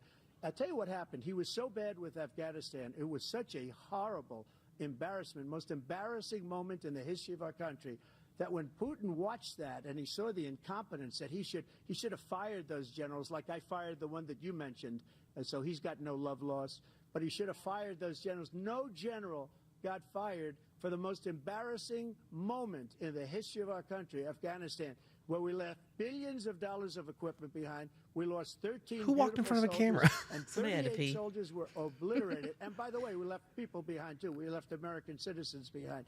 When Putin saw that, he said, you know what? I think we're going to go in and maybe take this was his dream. I talked to him about it, his dream. The difference is he never would have invaded Trump would know Ukraine. Putin's Never. dreams. Just like Israel would have never been invaded in a million years by Hamas. You know why? Because Iran was broke with me. I wouldn't let anybody do business with them. They ran out of money. They were broke. They had no money for Hamas. They had no money for anything. No money for terror. That's why you had no terror at all during my administration. This place, the whole world is blowing up under him. President Biden? I've never heard so much malarkey in my whole life. Look, Malarkey, is that on there? is that. We're in a situation where, let's take not. the last point first. Iran attacked American troops kill or No, cause I'm brain damage. not that for old, a but I number can't of see what that issues. Some second of 'em are from the small. top He did nothing left. about it. Recently, when he was Semiconductors. president, they attacked. He said they're just having headaches. That's all it is. He didn't do a thing when the attack took place, number one. Number two, we got over 100,000 Americans and others out of Afghanistan during that airlift. Number three, we found ourselves in a situation where if you take a look at what Trump did in Ukraine, this guy told Who's Ukraine, taller? told Trump, do Trump. whatever you want, and do whatever you want. And that's exactly what Trump did to Putin, encourage him, do whatever you want. And he went in. And listen to what he said when he went in. He was going to take Kyiv in 5 days, remember? Because it's part of the old Soviet Union. That's what he wanted to reestablish, Kyiv. And he, in fact, didn't do it at all. Wasn't able to get it done. And they've lost thousands and thousands of troops, 500,000 troops. President Trump, I if never come back said to you that. for 1 minute, I just want to go back to my original question, which is, are Putin's terms acceptable to you? Keeping the No, they're territory not in Ukraine? acceptable. No, they're not acceptable. But look, this is a war that never should have started. If we had a leader in this war, he led everybody along. He's given $200 billion now or more to Ukraine. He's given $200 billion. That's a lot of money. I don't think there's ever been anything like it. Every time that Zelensky comes to this country, he walks away with $60 billion. He's the greatest salesman ever. And I'm not knocking him. I'm not knocking anything. I'm only saying the money that we're spending on this war, and we shouldn't be spending, it should have never happened. I will have that war settled between Putin and Zelensky as president-elect before I take office on January 20th. I'll have that war settled. People That's being got to be one of killed those. so That's got to be. so stupidly. And I will get it settled, and I'll get it settled fast before I take office. Okay, let's talk about Ukraine for a second because I think this is interesting. I think Trump's right that Putin would not have invaded if Biden looks so weak against Iran. I do think Biden shares some blame. It's not like he did something that directly led to him, but I do think the Afghanistan withdrawal was such a debacle, and combined with the fact that Biden's such an appeaser of Iran for some reason, I think Putin and Xi in China and to some degree North Korea, Iran really did look at it and go like, I think we can get away with a lot with Biden as the president. Like I said, I don't know anything. I'm just saying, judging by Trump's not wrong that none of these people did any of this stuff. Putin's wanted to get the Soviet Union back together for 20 years. Yeah. For longer than that, really, since the end of the Cold War. So this is not like some new plan that he had. This happened during Obama's administration. They went into Crimea, so this has been a lead up thing. But Trump is right that like Putin didn't go into Ukraine and do anything while he was president. I do think there's an element to Trump that other leaders don't know what he's going to do because he's such a wild card. Yeah. I'm not saying that's a good thing. That's like a Putin card. I'm not saying it's a great. Yeah, He's pulling his Putin. it kind of is. I mean, it's kind of a thing where it's like no one knows what he'll do, so they're scared to piss him off in some way. And he did take out an Iranian general while he was president, so I think we had a little bit bigger. I think Trump's right in that we had a leash on him a little bit. I don't think the Hamas-Israel thing is as clear cut as the Putin thing, like he said. I think that has more to do with Israel and Saudi Arabia normalizing relations, and I think Iran needed to get in there and shake stuff up because they don't want the Middle East being friendly with Israel. So I think that's a little bit more just the timing of other things that were going on. But I think he has a point on the Putin thing, and I do think Biden has handled. He claims he supports Ukraine, but I feel like he's done a very bad job at getting them what they ask for in a timely manner. We've given them a lot of money, but normally they're like, we need F-16s and we need to be able to be trained on them. And we're like, oh, no, that's, I don't know. Maybe not. And then like 8 months later, we're like, okay. Well, it's like they needed that 8 months ago. How many thousands, how many tens of thousands, hundreds of thousands of people have died in the meantime with us dragging our feet? We either need to support our allies or not. But I don't think we should do this like half pregnant thing that we're doing all the time. Yeah. Does that seem fair? I mean, I don't know. I also feel like at some point you were pretty much saying you should handle foreign policy like a psychotic because that works. Well, I mean, Reagan did a little bit of this stuff. I mean, people think people think Reagan fired. There was this thing where like the union that controlled the air traffic controllers were we're going to go on strike, and he fired them all. It was like And some people think that was more of a play towards Russia in the Cold War, to be like, look at this guy, he's kind of crazy, doing something that gives your enemies a signal that like you're willing to do the thing that everyone says you're not going to do. And I do think there's a bit of that with Trump, in the sense that, because I don't think he really has a policy, I don't think he really has any really guiding principles. It's just whoever talks to him the most recently and convinces him to do something. That's really where Trump's at. In his first administration, he had some pretty smart people around him that eventually all left and now say they'd never support him running for president. Going back to the thing where he called people like losers and suckers, I absolutely believe it. I don't think that general had any reason to lie about that. Yeah. And he's there with him, and he ends up quitting because Trump's asking him to do something illegal. And he's like, no, it's a war crime. I'm not going to do that. I just think that I trust the people that work directly with Trump and then say he's not fit to be the president. That they make sense. But unfortunately, right now, I think he's going to win. Yeah. Like, I don't know. Who would you rather be stranded on a desert island with? Who would you rather spend one night in a hotel room with? Well, I mean, Trump details. would be more fun. Would he? I think he would be. I think Trump is... He's the one that like convinces you to put Molly in somebody's drink. Like, come on, just do it, man. It'll be funny. Biden just be asleep. You know what I mean? Like, I don't know. I think like Biden's the guy you like draw on when he falls asleep. Which he might during this debate. Let's see what happens. President Biden, you have a minute. The fact is that Putin is a war criminal. He's killed thousands and thousands of people. And he has made one thing clear. He wants to reestablish what was part of the Soviet Empire, not just a piece. He wants all of Ukraine. It's true. That's what he wants. And then do you think he'll stop there? Do you think he'll stop when if he takes Ukraine? What do you think happens to Poland? What do you think of Belarus? What do you think happens to those NATO countries? And so if you want a war, you ought to find out what he's going to do, because if in fact he does what he says and walks away, by the way, all that money we give Ukraine are from weapons we make here in the United States. We give them the weapons, not the money. That's true. And for the most NATO part, allies have produced as much funding for Ukraine as we have. That's why we're strong. Thank you. Moving on to the Middle East. In October, Hamas attacked Israel, killing more than 1,000 people and taking hundreds of hostages. Among those held and thought to still be alive are 5 Americans. Israel's response has killed thousands of Palestinians and created a humanitarian crisis in Gaza. President Biden, you've put forward a proposal to resolve this conflict, but so far Hamas has not released the remaining hostages, and Israel is continuing its military offensive in Gaza. So what additional leverage will you use to get Hamas and Israel to end the war? You have 2 minutes. Number one, everyone from the United Nations Security Council straight through to the G7 to the Israelis and Netanyahu himself have endorsed the plan I put forward. Makes me think of that G6 endorsed song. the plan I put forward, which has 3 stages to it. The first stage is trade the hostages for a ceasefire. Second phase is a ceasefire with additional conditions. The third phase is the end of the war. The only one who wants the war to continue is Hamas, number one. They're the only ones standing out. We're still pushing hard to get them to accept. In the meantime, what's happened?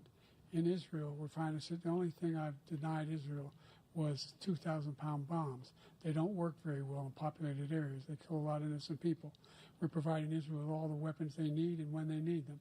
And by the way, I'm the guy that organized the world against Iran when they had a full-blown intercontinental ballistic missile attack on Israel. No one was hurt. No one Israeli was accidentally they weren't killed, intercontinental, but it stopped. We saved Israel. We are the biggest producer of support for Israel of anyone in the world. And so they're 2 different things.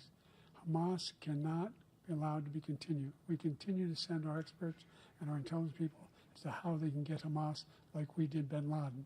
You don't have to do it. And by the way, they've been greatly weakened, Hamas, greatly weakened, and they should be. They should be eliminated. But you've got to be careful for using certain weapons among population centers. Just going back Period. to Ukraine for 1 second. We have an ocean separating us. The European nations together Thank you have for the spent geography lesson. $100 billion, or maybe more than that, less than us, Why doesn't he call them and say, you got to put up your money like I did with NATO? I got them to put up hundreds of billions of dollars. The Secretary General of NATO said Trump did the most incredible job I've ever seen. They wouldn't have any. They were going out of business. We were spending almost 100% of the money was paid by us. He didn't do that.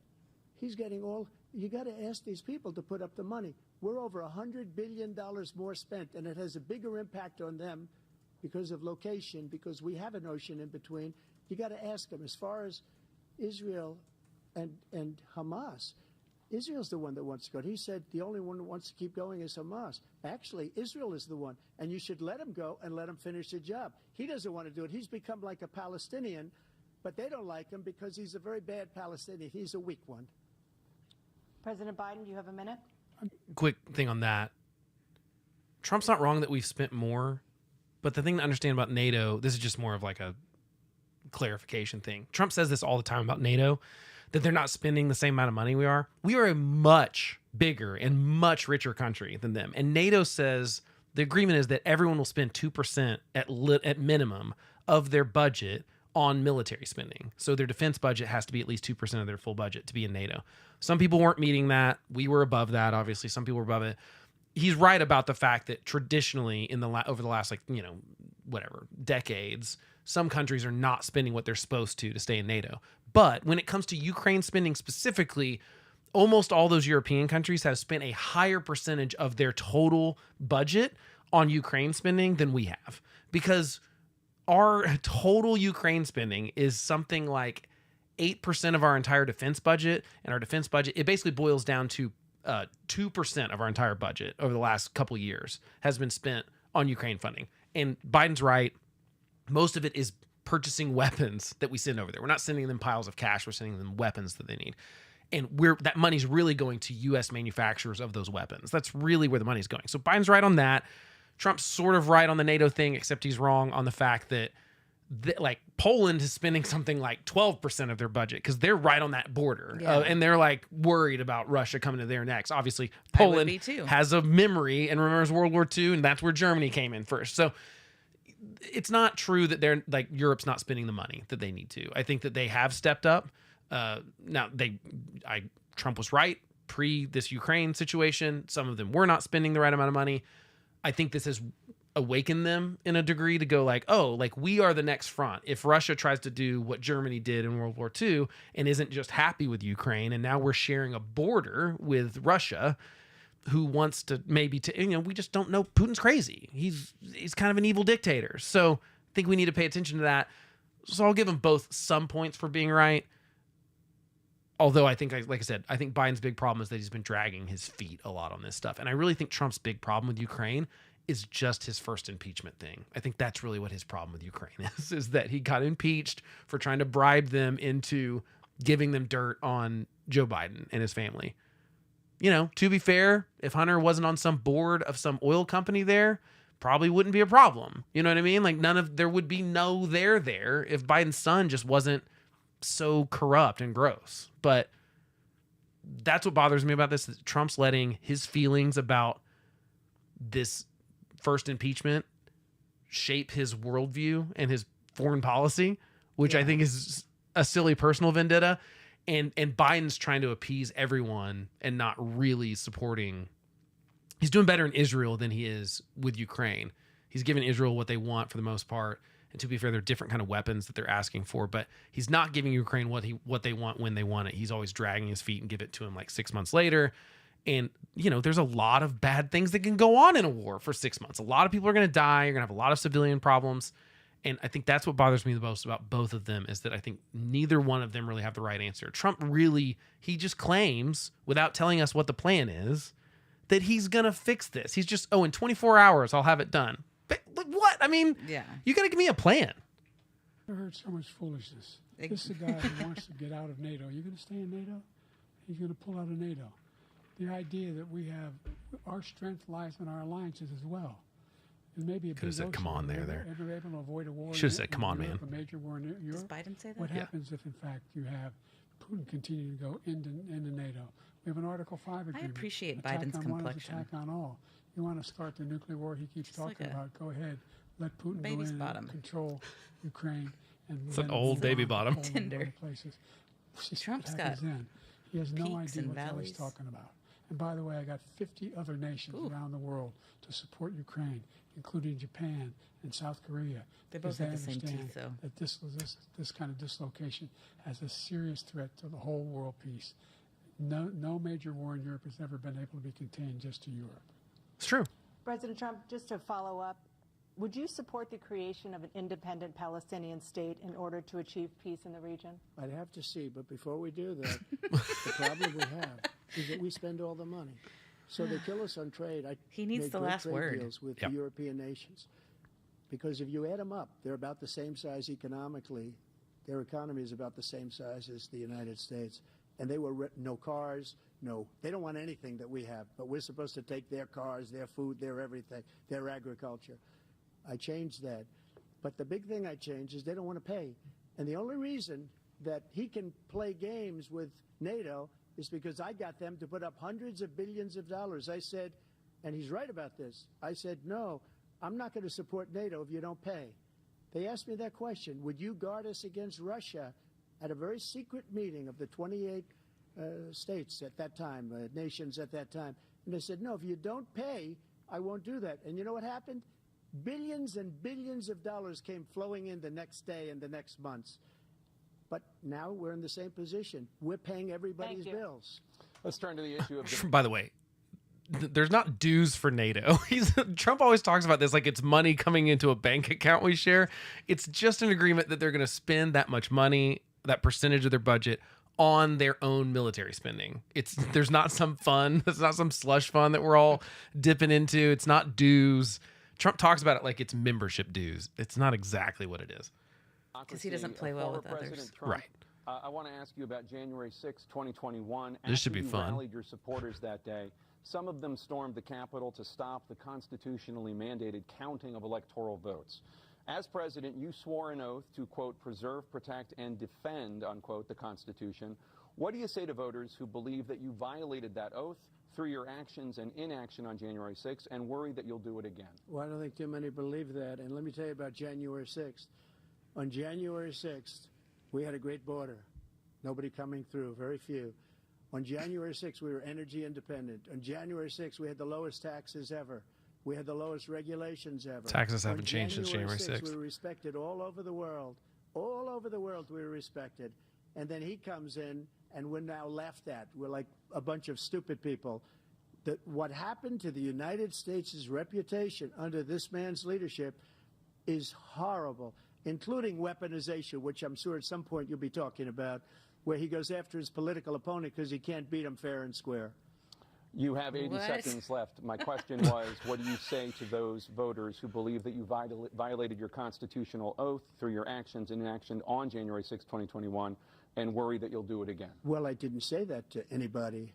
I said peacefully and patriotically.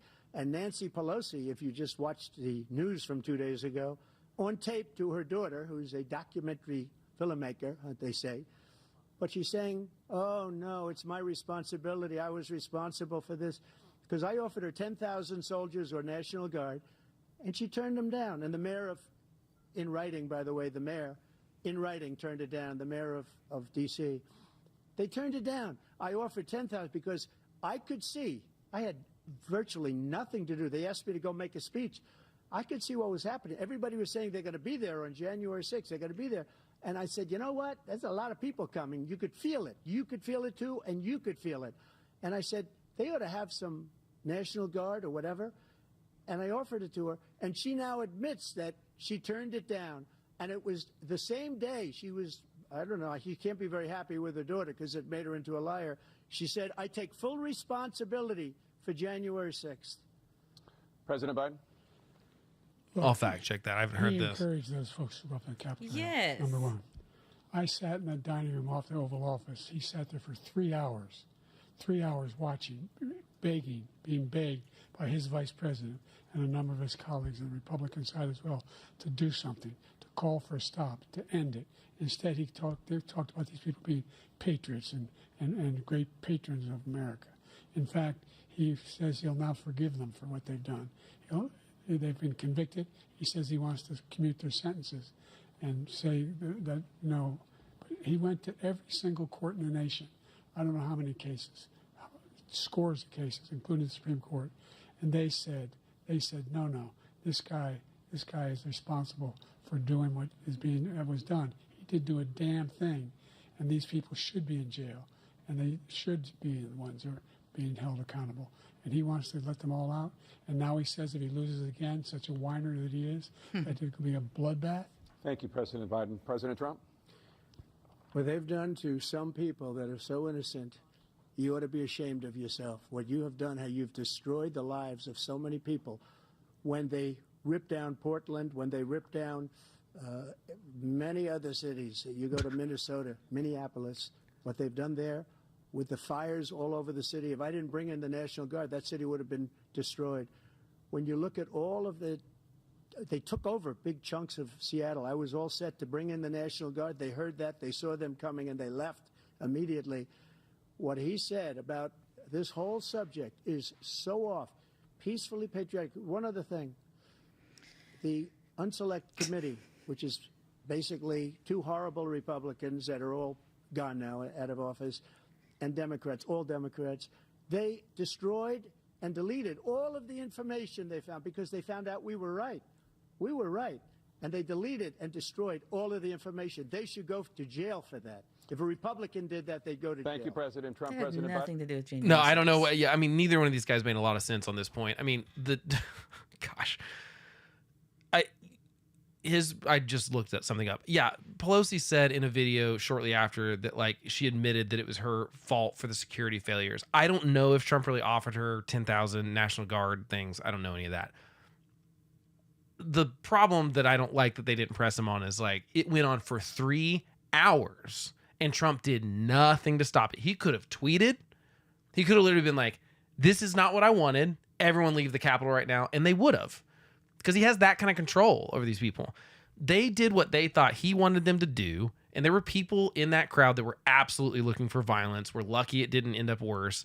I do think a lot of people got caught up in the mob mentality, but that's why you don't get caught up in mob mentality. Whether it's Black Lives Matter riots or January 6th or whatever, you shouldn't just go along with the crowd if the crowd is like breaking into buildings or setting things on fire or violently attacking police. I mean, I saw people on video with those blue line flags beating cops with it. I mean, it was violent.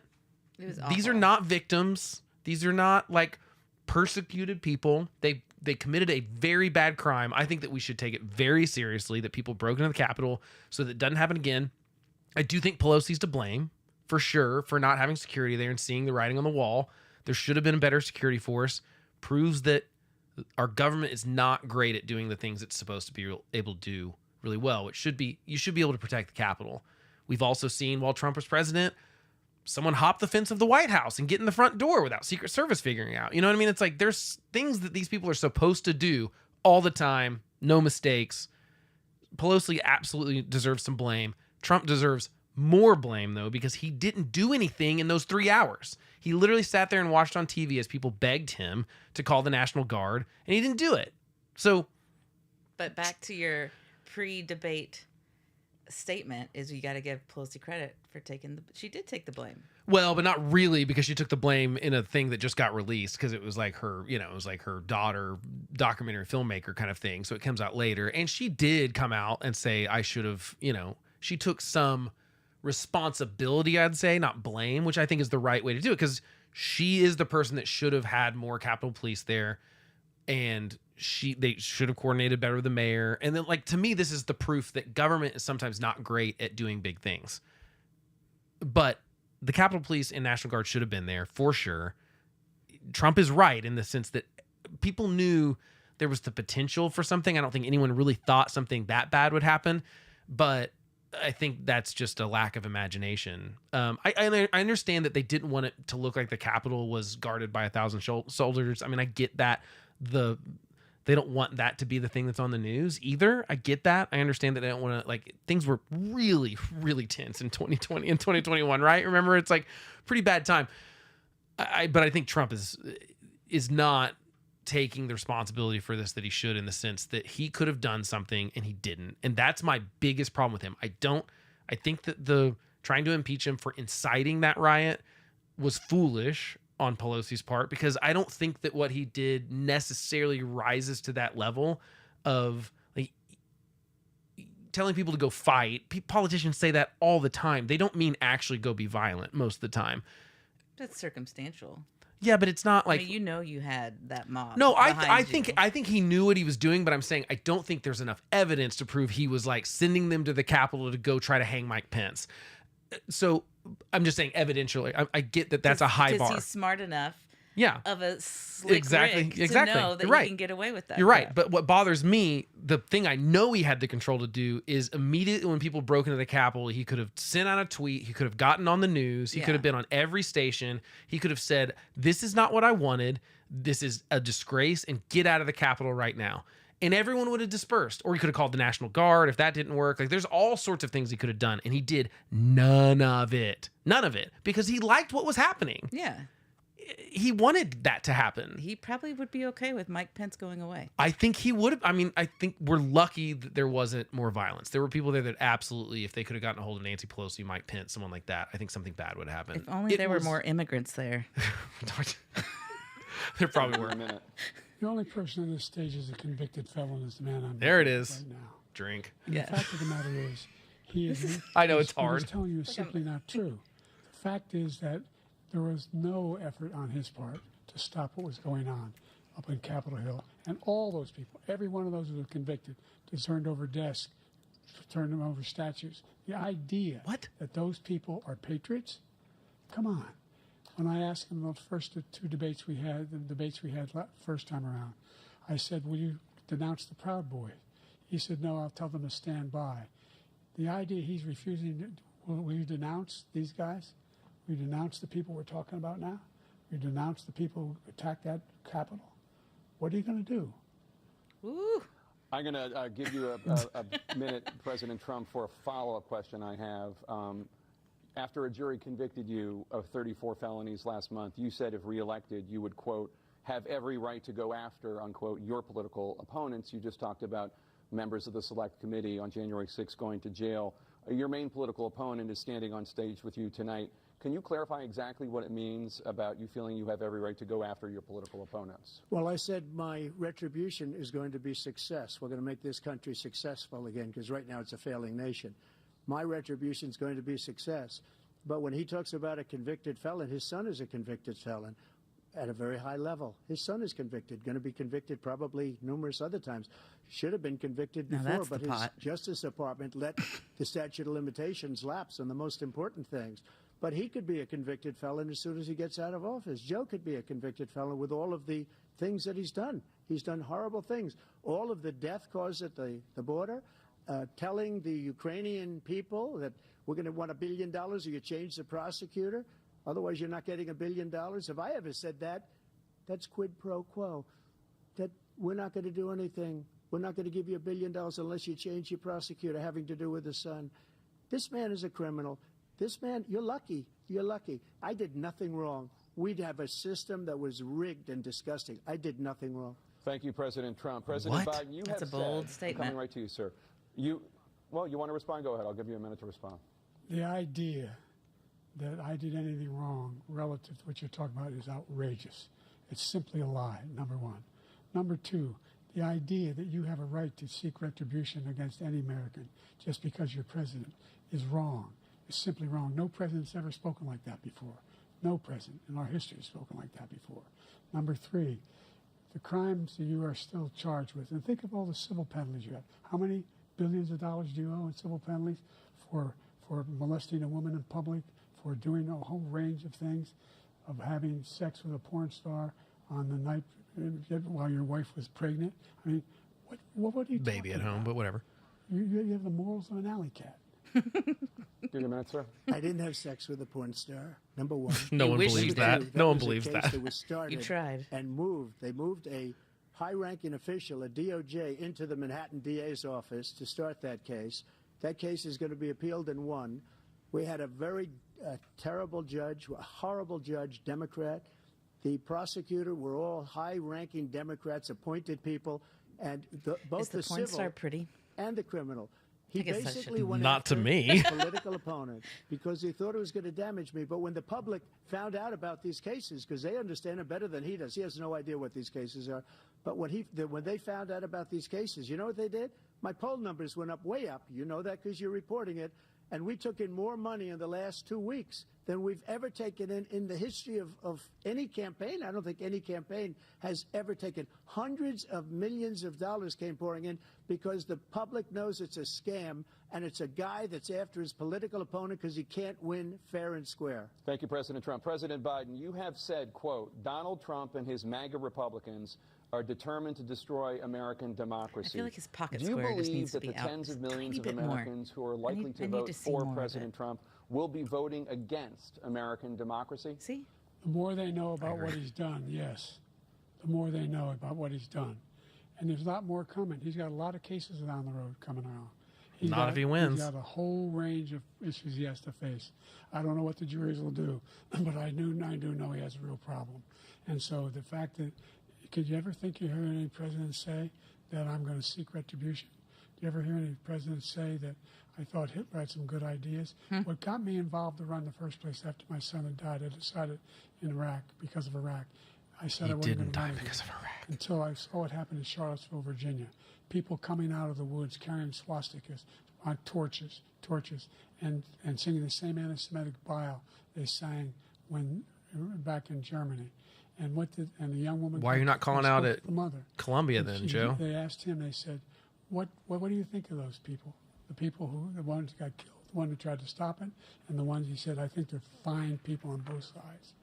What American president would ever say Nazis coming out of fields carrying torches, singing the same anti-Semitic bile, carrying swastikas were fine people? And this is a guy who says Hitler's done some good things. I'd like to know what they are. The good things Hitler's done, that's what he said. This guy has no sense of American democracy. President Trump. Jake, both of you know that story has been totally wiped out because when you see the sentence, it said 100% exoneration on that. So he just keeps it going. He says he ran because of Charlottesville. He didn't run because of Charlottesville. He ran because it was his last chance. He's not equipped to be president. You know it, and I know it. It's ridiculous. We have a debate. We're trying to justify his presidency. His presidency, he's without question the worst president, the worst presidency in the history of our country. We shouldn't be having a debate about it. There's nothing to debate. He made up the Charlottesville story, and you'll see it's debunked all over the place. Every anchor has every reasonable anchor I bet he does. Yeah, has for sure. debunked it. And just the other those day, rosy it They came both out have where it makeup was on. fully debunked. Trump's- It's a nonsense story. He knows that, and he didn't run because of Charlottesville. He used that as an excuse to run. President Biden. And debunked. It happened. All you have to do is listen to what was said at the time. And the idea that somehow that's the only reason I ran. I ran because I was worried a guy like this guy could get elected. If he thought they were good people coming out of that forest, carrying those woods, carrying those torches, then he didn't deserve to be president. Didn't deserve to be president at all. And the idea that he's talking about all this being fabricated, we saw with our own eyes. We saw what happened on January 6th. We saw the people breaking through the windows. We saw people occupying his own vice president. Look, there's a reason why 40 of his 44 top cabinet officers refused to endorse him this time. His vice president hasn't endorsed him this time. So why? Why? They know him well. That's a good point. They serve with him. Why are they not endorsing him?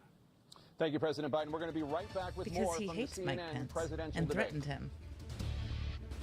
Is this our first commercial break? It is our first commercial break. Yeah, I mean, all that's a mess. I mean, Trump's wrong. He did say there were fine people on both sides, which is crazy. It's also crazy to me that Biden's calling out that's why I ran is because of Charlottesville, but he's not calling out the anti-Semitism that we're dealing with post October 7th. I think that that's a real double standard that is actually hurting Biden. Like, I think that's part of the reason his poll numbers are so close. He's trying to be everything to everyone. And instead of coming out and being like, you can be pro-Palestinian and not be anti-Semitic, but he's not. I just don't think there's enough coming from. I think there's anti-Semitism specifically in both parties. We know who it is on the right. It's the general. It's like, it's the neo-Nazi thing that's kind of always been around. Yeah. That's been around. On the left, though, it's the elite of the elite. It's our college campus is these people going to private schools and they're out there saying globalize the intifada and, you know, talking about Jews don't belong here and stuff. And I just think that it's crazy to say that Charlottesville's the reason you ran, but not be calling out the bad stuff on your side too. The truth is there's racism everywhere. And I just think it's gross when you only call it out on one side. It's gross for Trump to do the same thing. He's, you know, it's like if it's the people that might vote for him, he's like a little more, well, you know, and him and hawing just like Biden's doing with the people on his side that are the same way. And I just think it's the lesser of two evils, and I can't decide. Well, I can't. That's what I think that's how everyone feels though, Yes. Jenna. I mean, I think that there's a lot of people right now. There's some people are just going to go to their normal camps. Which that's what else do you do? But like, why do we have these two? Why are we? To me, what bothers me the most about it is that both these guys have these gigantic egos where they won't just. The best thing for the country would be for both these guys to have not ran. Agreed. But they can't not. I feel like that's kind of how politics are, though. Yeah, it's rare that you get your George You just Washington keep that going. says that's enough. Yeah. And walks away, and that's the precedent for until FDR runs for a third term, and then we put in the Constitution that says they can only do 2 terms. But Biden could be the hero by being like he could have been the hero. I don't think it might be too late now, but he could have been. He would have gone down in the history books as a better president if he would have been like, I'm going to do what I said I was going to do. I'm going to be a bridge to the next generation of politicians. I'm going to let someone else run for it. And I think that would have been the right thing to do. I think Trump could have done the same thing. And Trump could have said, I did what I said I was going But to it's do. like I playing built a chicken. wall. It's like, I'll back out, but what about you? Well, I know, but what's so stupid is that if you really cared about the country, if you really cared about your the politics of your party, like your policies, it would be like, because Biden's losing right now. Like, he's going to lose to this guy probably. If the election's held tomorrow, Trump Yeah. wins. Yeah. By all the polls, in all the swing states, by this debate performance. I don't think it's me. I don't like either one of these guys. I think I've been very clear about that, right? Yeah. Do you think Trump is mopping the floor? Even though Trump makes a lot of no sense sometimes too, he seems like more there than Biden does to me. Yeah. Maybe a Biden's had a couple of word salads that were like, what was the end of that sentence? Biden's doing pretty good. He's doing okay, but like He's- he seems so frail. And I think everyone's going to Yeah, but Trump seems so psychotic. No, you're right. So but it's like, which one do you want? Who The do you want to be lesser of two president? evils. It's the one that has the smarter choice to pick the better team behind them. Right, but I don't know that either one of them will, because Biden's team is basically the Obama D team, if not worse than that in a second administration. And Trump's going to fill it with, he did fill it with good people in the first one, I think, actually. But all those people are gone. Yeah. Biden's right. 40 Because of them it's have Trump. said they won't endorse him. Likely to die for pregnancy-related causes, and Black Americans are imprisoned at 5 times the rate of white Americans. What do you say to Black voters who are disappointed that you haven't made more progress? They acknowledge they made a lot of progress, number one. The fact of the matter is there's more small black businesses that have been started than any time in history.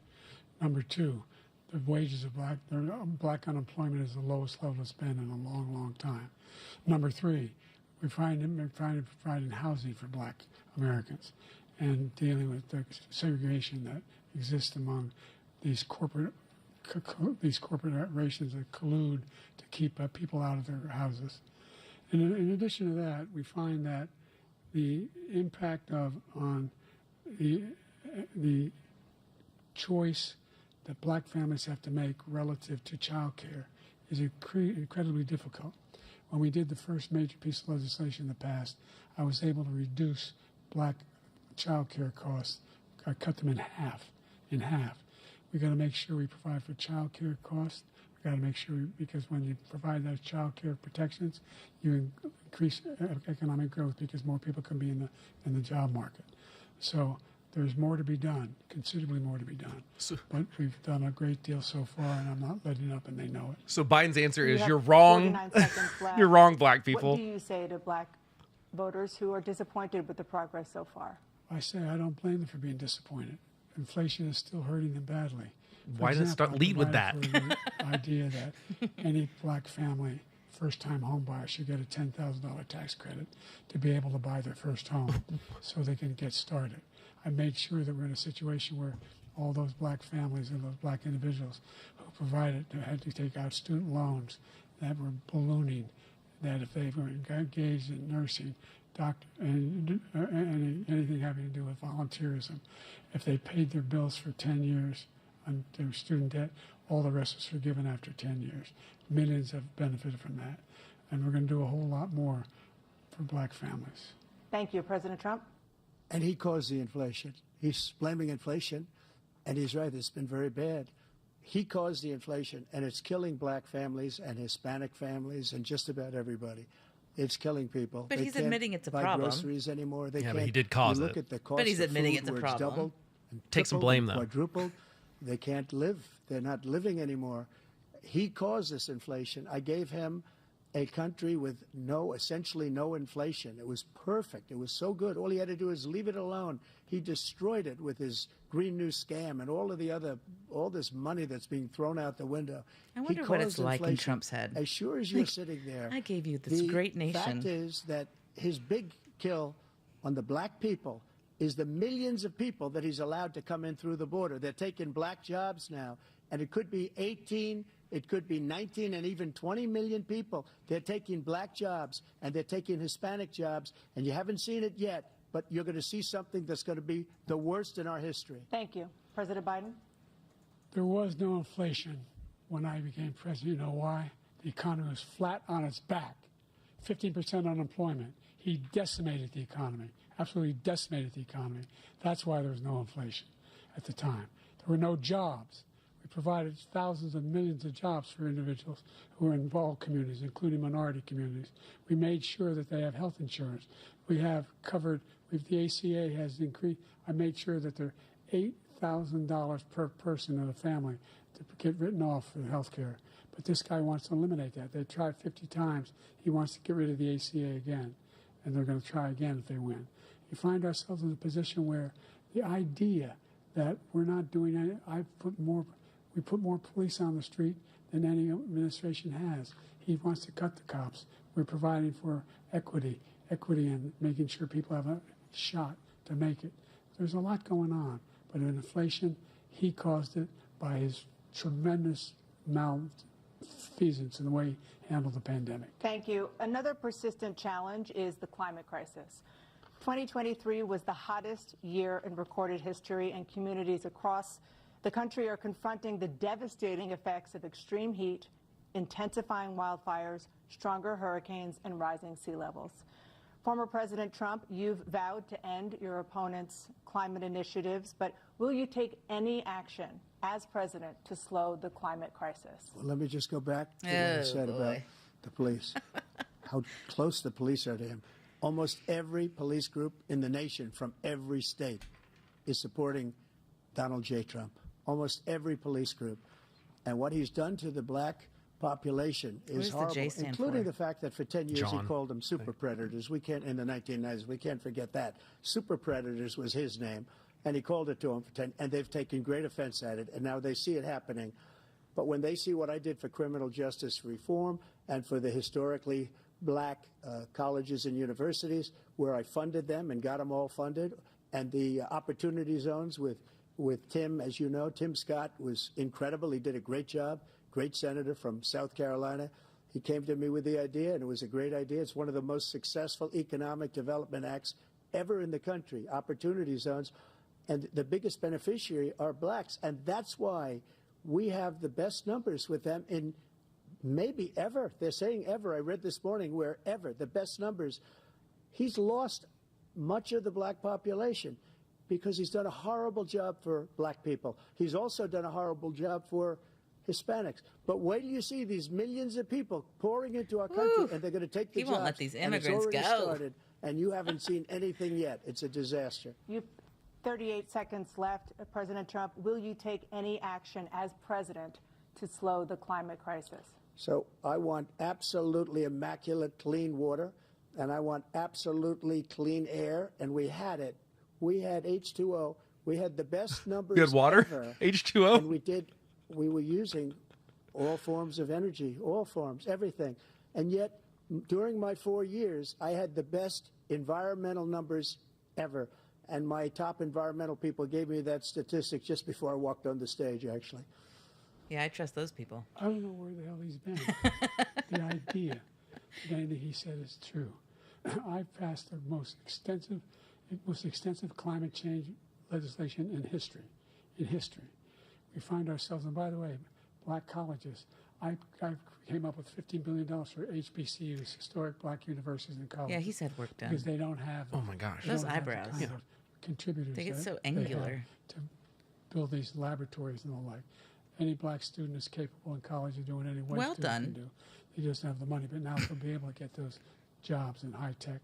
We're in a situation where the idea that he is claiming to have done something that had the cleanest water, he hadn't done a damn thing for the environment. He pulled out of the Paris Peace Accord, Climate Accord. I immediately Are we joined worried it, about water? because if we reach 1.5 degrees Celsius, I'm worried about. at any one point, I don't know. back. The only existential threat to humanity is climate change, and he didn't do a damn thing about it. He wants to undo all that I've done. The Paris Accord was going to cost us $1 trillion. Didn't and Biden do China something nothing, about and Russia electric nothing, vehicles? and India nothing. Yeah. It was a ripoff of the United States. And I ended it because I didn't want to waste that money because they treat us horribly. We were the only ones. It was costing us money. Nobody else was paying into it. And it was a disaster. But everything that he said just now, I'll give you an example. I heard him say before insulin. I'm the one that got the insulin down for the seniors. I took care of the seniors. What he's doing is destroying all of our medical programs because the migrants coming in, they want everybody. I don't know what either one of these guys are talking On about. the stage, I guarantee you that. And I want to take care of people. But we're Trump destroying will our turn country. everything They're around taking on over our those schools, dang our immigrants. hospitals, and they're going to be taking over. But here's the Social thing. Security. He is In some ways, it's not a bad idea because the Medicaid. two things that everyone cares about right now are the economy and the border. Those are the top two issues. All this other stuff they're talking about, most of the people that are watching this do not care about. So he is bringing up the thing that hits Biden where it hurts him. How can we do anything if we're not able to? The United States can't get its pollution under control. One of the largest polluters in the world. We're not. Number one. We're making significant progress. Hold on, wait a minute. Okay, we got to talk about this a little bit. We did pull out of the Paris Climate Accord thing, but we were the only ones that were actually meeting the goals, and we continue to meet the goals of that, even though we pulled out of it. Like, we have done more globally than any other country, basically. Now, some of them are doing some foolish stuff, like Germany's getting rid of nuclear power. I don't know why. It's stupid. It's very clean. They already had them up. I don't know why you'd get rid of that and then have to. Now they're like with the Russia-Ukraine stuff, they're having to go to like coal and stuff. I mean, it doesn't make any sense. China and India are polluting at levels that it doesn't matter what the rest of the world does. Does not matter. We could totally cut all our carbon emissions. It would not matter because China is pumping in. First of all, I don't buy Biden's thing it's an existential threat. The world is not going to end because of climate change. There's just no day that says that. The IPCC does not say that. They say global temperatures could rise, certain things could happen, but it's not. When people say it's like we're going to die, it's an existential threat. It's just not true. There's no science that says that's going to be the case. When that thermostat doesn't stop going up. No, it does. Well. It would raise 2 degrees Celsius. Their estimate is that 2 degrees Celsius by 2100. And all the economic models of everything are like, yeah, you're going to have some things. It's going to be warmer in some places. Like it's going to change some climate stuff. But it's adaptable technology. I think there's all sorts of ways that we can solve this. But we are doing a ton. For Biden to claim that we are the biggest polluter is ridiculous. It's just not true. We're not the biggest. China is absolutely out polluting us. They're building a new coal plant every week or something. It's astronomical. And we are taking coal plants offline and putting things like natural gas, which burns about half of it. And, we're doing all sorts of things with, it's like we want China to do our dirty work, though. No, it's just like we can't rein them in because like they're going to do what they want to do in a developing economy. We're going to buy everything that's made in China. Yeah. So thank you. To me, yeah, that's the problem is that like neither one of these guys are super serious about it because they're not really going to make China do the things that we would need China and India and developing countries to do. I also don't think it's fair to make a developing country, not China. I'm not talking about China, even though they pretend they're developing. I don't think it's fair to make some like African country be like, well, you've got to run on wind power. It's like they're a developing country. Let rich countries do the things that rich countries can do and can afford to do, if it makes sense. I'm still one of those people that's like, I don't really like either one of these guys' plans because to me, nuclear is just the most obvious thing to do if we're serious about if you're serious about climate change and you really think it's existential. Then why are we not building nuclear plant after nuclear plant after nuclear plant? Because they run clean. You know what I mean? Like there's no carbon emissions from it. So It's like The Simpsons. right, yeah, just like The Simpsons. 2035, we will have cut pollution in half. We have made significant progress, and we're continuing to make progress. We set up a climate corps for thousands of young people will learn how to deal with climate, just like the Peace Corps. And we're moving in directions that are going to significantly change the elements of cause of pollution. But the idea that he claims that he has the biggest heart up here and he's really concerned about I thought he said hard pollution on. and about climate, I've not seen any indication of that. And by the way, with regard to prescription drugs, one Oh my company gosh, guys, just leave it agreed that they alone. would reduce the price to $35, which I was calling for, one, voluntarily. I made sure every company in the world, every pharmaceutical company, cannot have to pay. Thank you. And by the way, So every day, millions of Americans struggle just to make ends meet. For many older Americans, Social Security provides a critical lifeline. He looked like a President Madame Biden, if Tussauds nothing like is wax done to Social teacher. Oh, this is gonna be Security, good. seniors will see their benefits cut in just over 10 years. Will you name tonight one specific step that you're willing to take to keep Social Security solvent? yes, make the very wealthy begin to pay their fair share. Right now, everybody making under $170,000 pays 6% of their income, of their paycheck, true. every single time they get a paycheck from the time the first one they get when they're 18 years old. The idea that they're going to, I'm proposing that everybody, the millionaires pay 1%. 1%. It's not true. So no one I would not raise the cost of Social Security for anybody under $400,000. After that, I began to make the wealthy begin to pay their fair share by increasing from 1% beyond to be able to guarantee the program for life. Well, can we just go ahead and just like, Biden is so wrong about this. Let's just talk about the tax brackets. I have to do this because I'm so tired of him saying it. I'm sorry. If you make $11,000, that's the minimum bracket. Wait, hold on. That's not right. Hold on. This is head of household. Hold on. Okay, here we go. Hold on. I guess I just got to pull this up. He keeps claiming that people aren't paying taxes. If you make, okay, what did he say? $107,000 for some reason. He picked that number. You're paying 24% as a single filer that makes $100,000 to $191,000. You pay 24% on income taxes. He might be talking about payroll taxes, which is different. Obviously, payroll taxes are the things that are funding Social Security. But So he's speaking more accurately. no, it's the But he's payroll referring taxes to are the Social same. Security. Well, I know, but they're the same. Like I'm pretty sure payroll taxes are not 1% for people that are getting paid that are billionaires or whatever. The top tax rate is 37% right now. If you make For payroll taxes? and payroll taxes, okay, let's look it up. Payroll tax rates 6.2% and 1.45 for Medicare. That is across the board. I don't think there are any brackets for that. The Social Security, yeah, okay.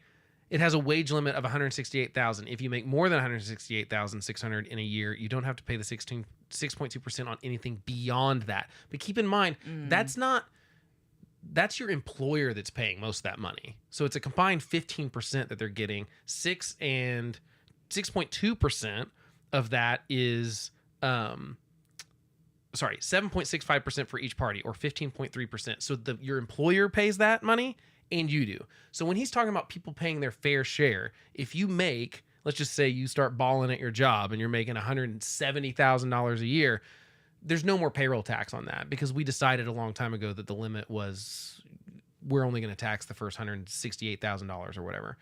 So if we want to raise that, that's fine. But that's going to raise it on every business that cuts you that check. It's not just the people that are doing it, because this is the part that comes out of your check before you've even paid anything. This is your business.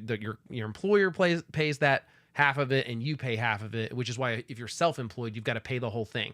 So he's also saying this would be anyone that's not millionaires and billionaires. He's talking about people that make over $168,000 a year paying.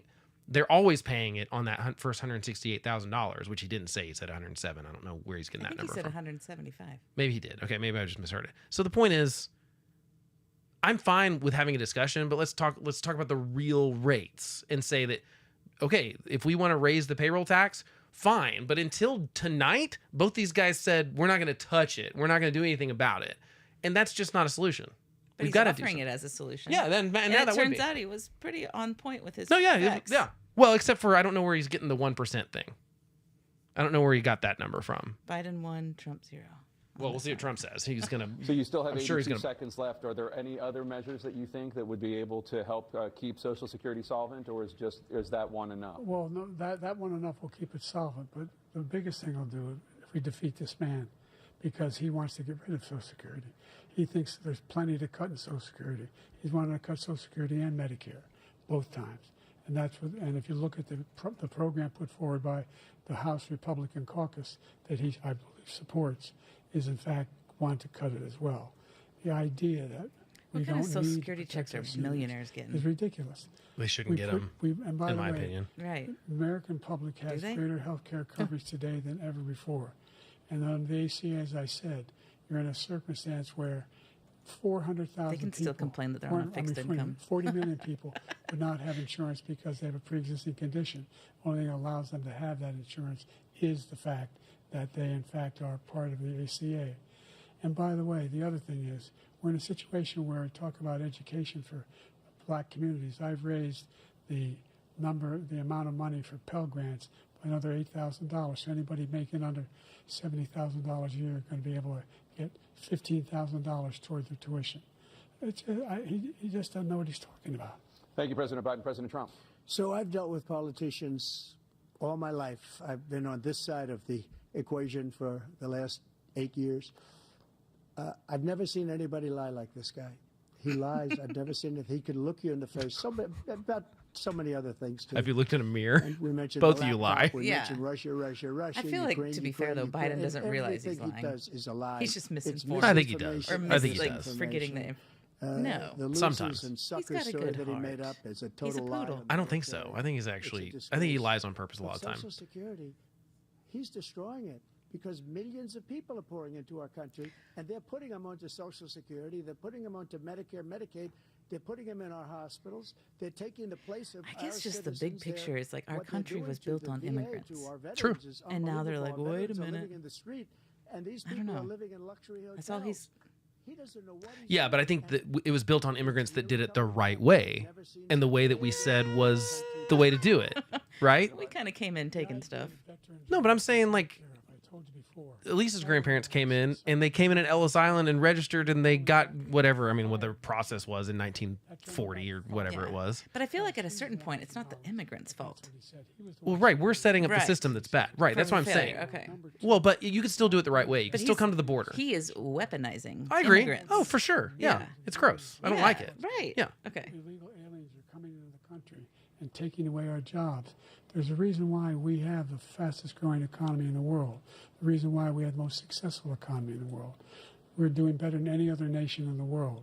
And by the way, those 15 Nobel laureates you talked about being phony, those 15 Nobel laureates, economists, they all said that if Trump is reelected, we're likely to have a recession and inflation is going to increasingly go up. At what point And do by the the way, immigrants worst president in become history, tax-paying citizens, too? 159 presidential scholars Which would voted benefit our for him, economy. the worst president in the history of the United States. It depends. President Biden, thank you so much. Let's turn to the cost of child care, which many American families struggle to afford. President Trump, both you See, and pull that President pocket square Biden out just a little have bit. tried to address this issue, but the average cost of child care in this country has risen to more than teasing me. $11,000 a year per child. For many families, the cost of child care for 2 children is more than their rent.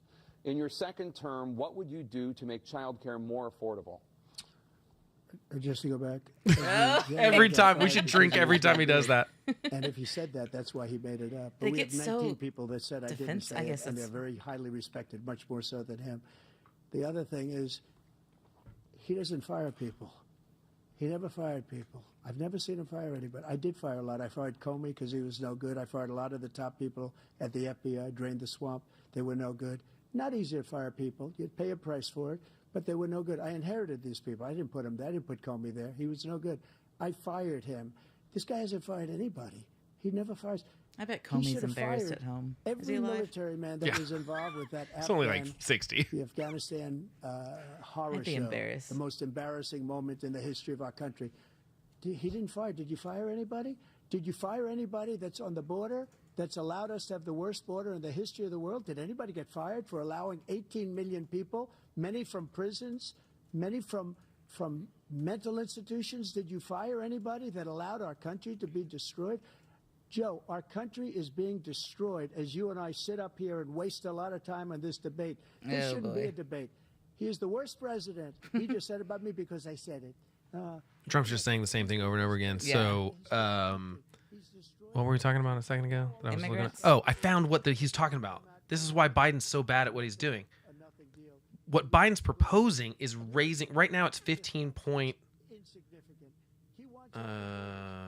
Whatever. What did I say it was? 15 point.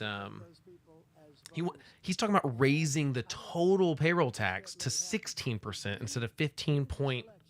Whatever, raising it by 1.29%. Okay. That's what he was talking about. But he didn't make any sense in his saying. That's the proposal. I don't know if it would actually fix the insolvency issue, though. That's what I'm trying to look up. Seems reasonable. President Trump, President Biden. We're the most admired Money you're country in paying. the world. Yeah. We're the United States of America. There's nothing beyond our capacity. What's We're another the finest 1%? military in the history of the world. The finest in the history of the world. No one thinks we're weak.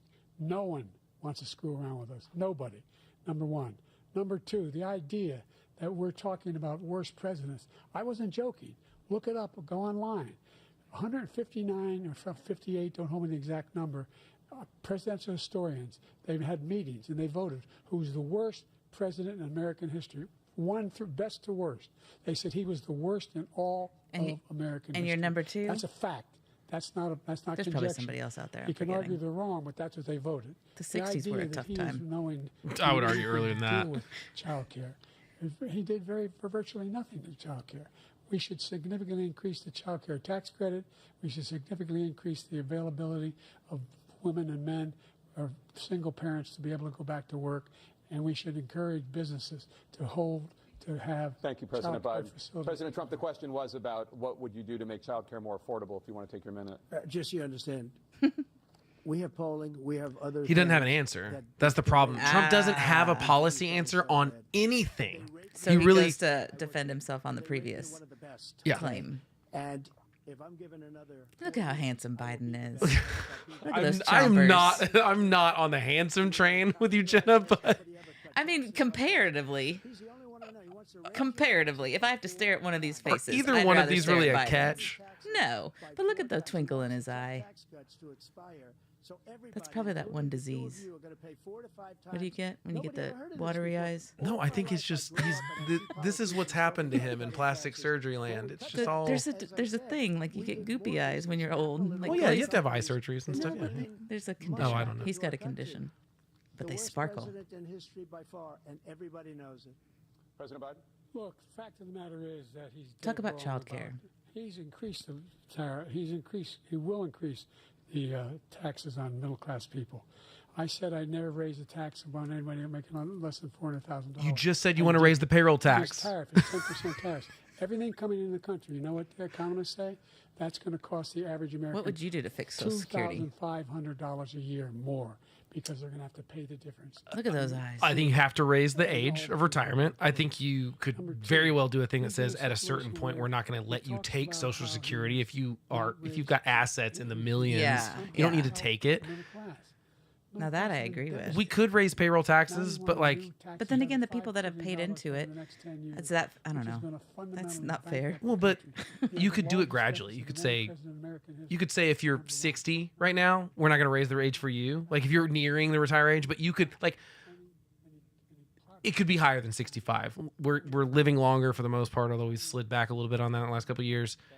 We set it at a rate. It's just it needs a lot of change. But like if we do nothing, which right now is what until tonight they both said they would do nothing. They wouldn't cut any benefits. They wouldn't change anything because no one wants to raise taxes. No.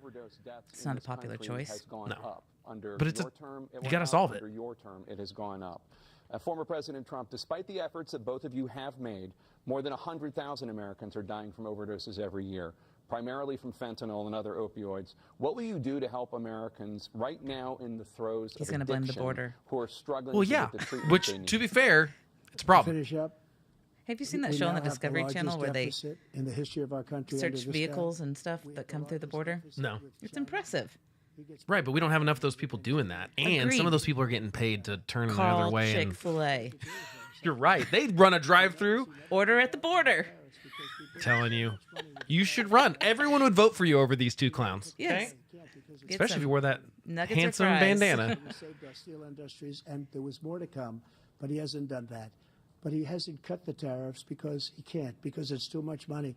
But he's got the largest deficit in the history of our country. You said and he's got Congress the runs worst, the border, though, or the something? worst situation. They're the people that can China- actually make laws, China's yeah. going to own us if So you why do keep they keep allowing blaming- them. why do you keep to blaming do what they're Biden? doing to us as a Biden country. did a bunch of They are executive killing us orders. as a Oh, okay. country, Joe, He's and technically in They're you paying charge the of the thing that consequences. caused destroying it. our Okay. country. So, President Trump, you have 67 seconds left. The question was, what are you going to do to help Americans in the throes He of has good addiction skin. right now What's who his are name? struggling Jake to get Tapper. the treatment they need? Jake, we were doing very well at addiction until the COVID came along. He's We only had said Jake's the name, two and a not the half, lady's almost name. 3 years of like nobody's ever had before, Sexist. any country, in every Probably way. doesn't know it. And then we had to get tough. The necklace and is throwing it him was, off. The drugs pouring across the border were, it started to increase. We got great equipment. We bought the certain dog that's the most incredible thing that you've ever seen, the way they can spot it. We did a lot, and we were getting very low numbers, very, very low numbers. Then he came along. The numbers, have you seen the numbers now? It's not only the 18 million people that I believe is even low, because the gotaways, they don't even Are talk these about numbers gotaways. public? Yeah, I'm But looking them up the right now. numbers of the amount of drugs and human trafficking in women coming across our border, the worst thing You I've got to ever watch seen. that show. It's At fascinating. numbers that nobody's ever They seen. pull some under drugs him out of because some the border's interesting so bad. places. But the number of drugs coming across our border now is the largest we've ever had by far. President Trump, thank you. President Biden? Worth a pause here for 1 second. Trump's not, he's wrong. I mean, so overdose deaths, I wish I could put this up on the screen, but I do not have the wherewithal to do that right now. Basically, we had, when Trump took office, it was the highest year, or sorry, when in the 2016 election, we'll say, went from pretty steep increase to over 60,000 overdose deaths in 2016. 2017 saw more than that. There was a dip in 2018, but 2019 was back to 2017's number. And then in 2020, it just skyrockets. And it's gone up every year. So 2021, 22, that's the last year we have data for is 2022. It's a huge problem, and Trump did not have it under control, even though the border was more secure in some ways under him. This is a complicated problem because we're not talking about, this is not the same problem as people walking across the border trying to seek asylum. This is China either manufacturing it and sending it to Mexico and then smuggling it in. And they're doing it via Canada too, and they're doing it via the mail and stuff. Fentanyl can be shipped. Literally, it's like the drop of a pinhead is enough to kill you. So you can send it in an envelope. I mean, this is not cocaine, or it takes up way less space. So honestly, I think we got to get more tough on China, because China is actually where this is, where either the raw materials are being made, and China basically has a policy of like, oh, we could turn off that spigot if you do X, Y, and Z for us. China's happy to watch us kill ourselves on opioids. That's where all the synthetic stuff is coming from. For fentanyl specifically, traditional opioids being poppy plants that are coming from South America stuff, but that's not the problem anymore. It's fentanyl deaths. It is opioids, but why fentanyl? Because it is synthetic. It's, like I said, highly potent. So what's happening is that drug dealers and cartel and these people are cutting other drugs with fentanyl to get you higher, but for cheaper. And sometimes they're lacing stuff with, like, kids are literally dying because they buy like a fake Ritalin, like, which you shouldn't do. By the way, just in case you're wondering, don't buy pills from people on Instagram or TikTok and things like that. But literally, there's stories all the time. Someone's like studying for an exam. They find some dealer on TikTok. They buy what they think is Adderall or Ritalin. It's laced with fentanyl. They die. I mean, it's absolutely tragic. People are, and then there's obviously the addiction side of things where, you know, it may start with pills and it turns into heroin and then it turns into fentanyl. It's a huge problem. I don't think either one of these guys have the right answer, but we'll listen to Biden's. We'll see if he has an answer, but it's a problem. His middle name is black fentanyl. price fentanyl went down for a while. Nope. And I wanted to make sure we use the machinery that can detect fentanyl, these big machines that roll over everything that comes across the border. And it costs a lot of money. That was part of this deal we put together, this bipartisan deal. More fentanyl machines, more be able to detect drugs, more numbers of agents, more numbers of all the people at the border. They're buying off agents too, by the way. When we had that deal done, he called his Republican colleagues and said, don't do it. It's going to hurt the cartels. Okay. No, he never argued it's not a good It's like, bill. don't check the third It's a car. very good bill. We'll pay you We X need amount of those dollars. Machines. We need those machines. And we're coming down very hard in every country in Asia in terms of precursors for fentanyl.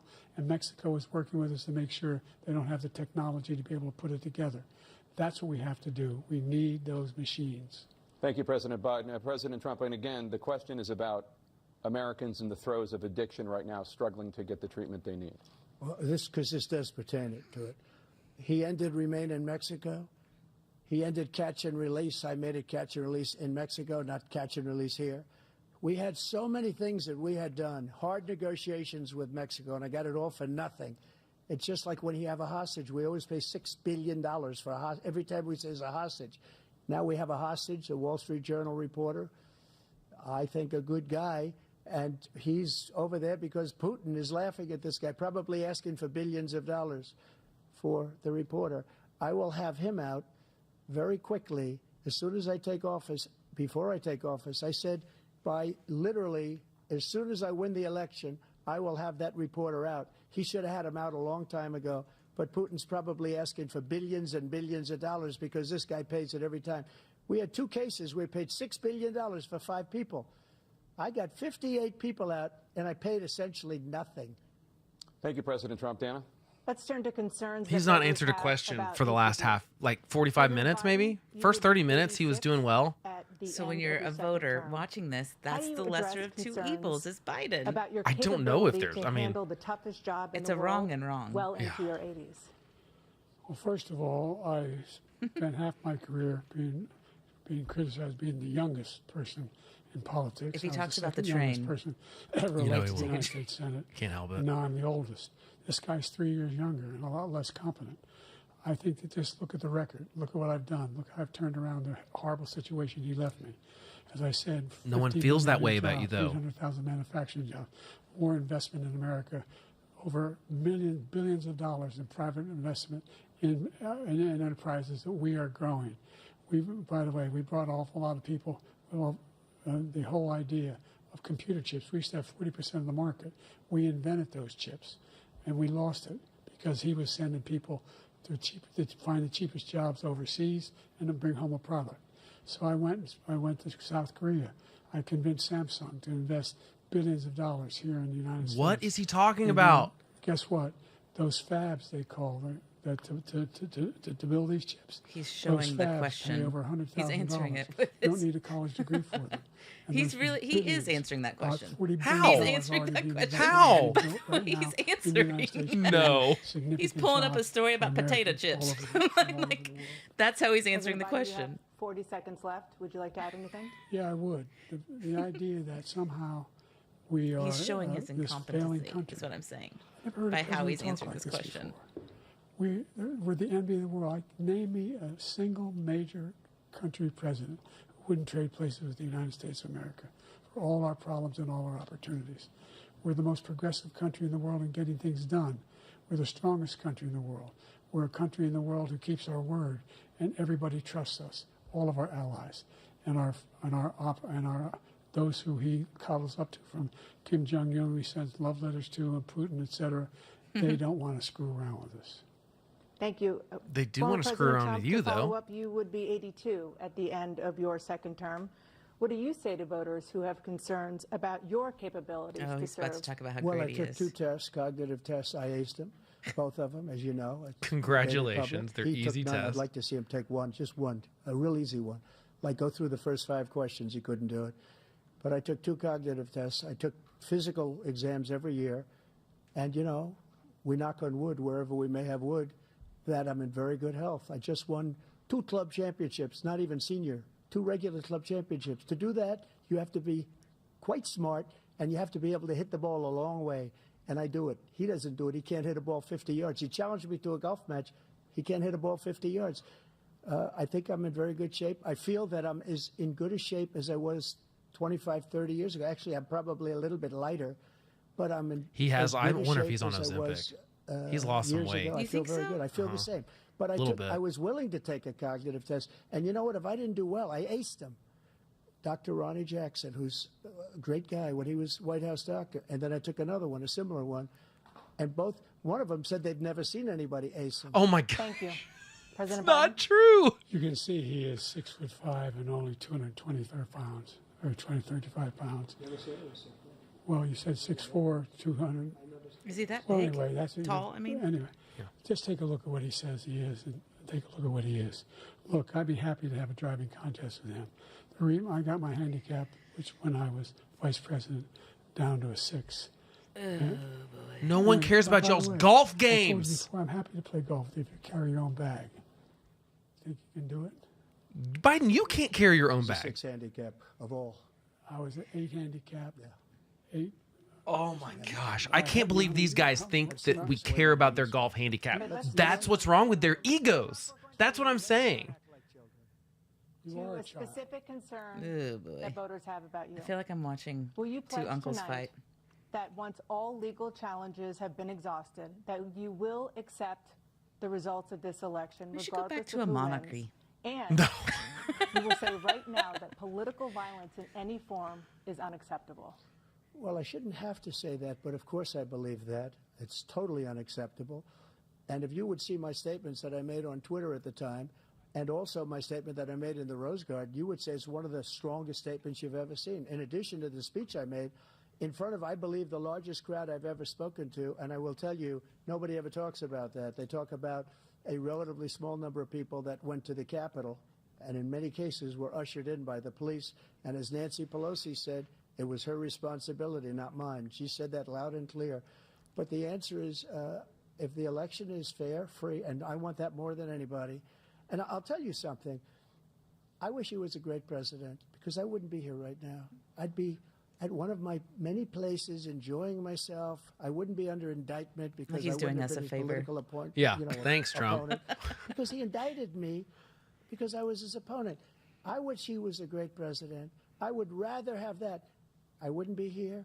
I don't mind being here. But the only reason I'm here is he's so bad as a president that I'm going to make America great again. We're going to make America great again. Order at We're the a border. failing nation right now. We're a seriously failing That's a nation. better And we're slogan. a You failing nation should because do of this, him. Jenna. His policies are so bad.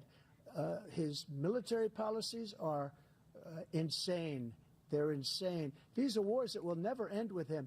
He will drive us into World War III, and we're closer to World War III than anybody can imagine. We are very, very close to World War III, and he's driving us there. And Kim Jong-un and President Xi of China, Kim Jong-un of North Korea, all of these, Putin, they don't respect him. They don't fear him. They have nothing going with this gentleman, and he's going to drive us into World War III. You want a World War III, let him follow and win, and let Putin say, do what you want, NATO. Just do what you want. There's a thing called Article 5. An attack on one is an attack on all, and required response. The idea, I can't think of a single major leader in the world who wouldn't trade places with the job I've done and what they've done. Because we are a powerful nation. We have wonderful peace. It's because of the people, not me. It's because of the American people. They're capable of anything, and they step up when they're needed. And right now, we're needed. We're needed to protect the world because our own safety is at stake.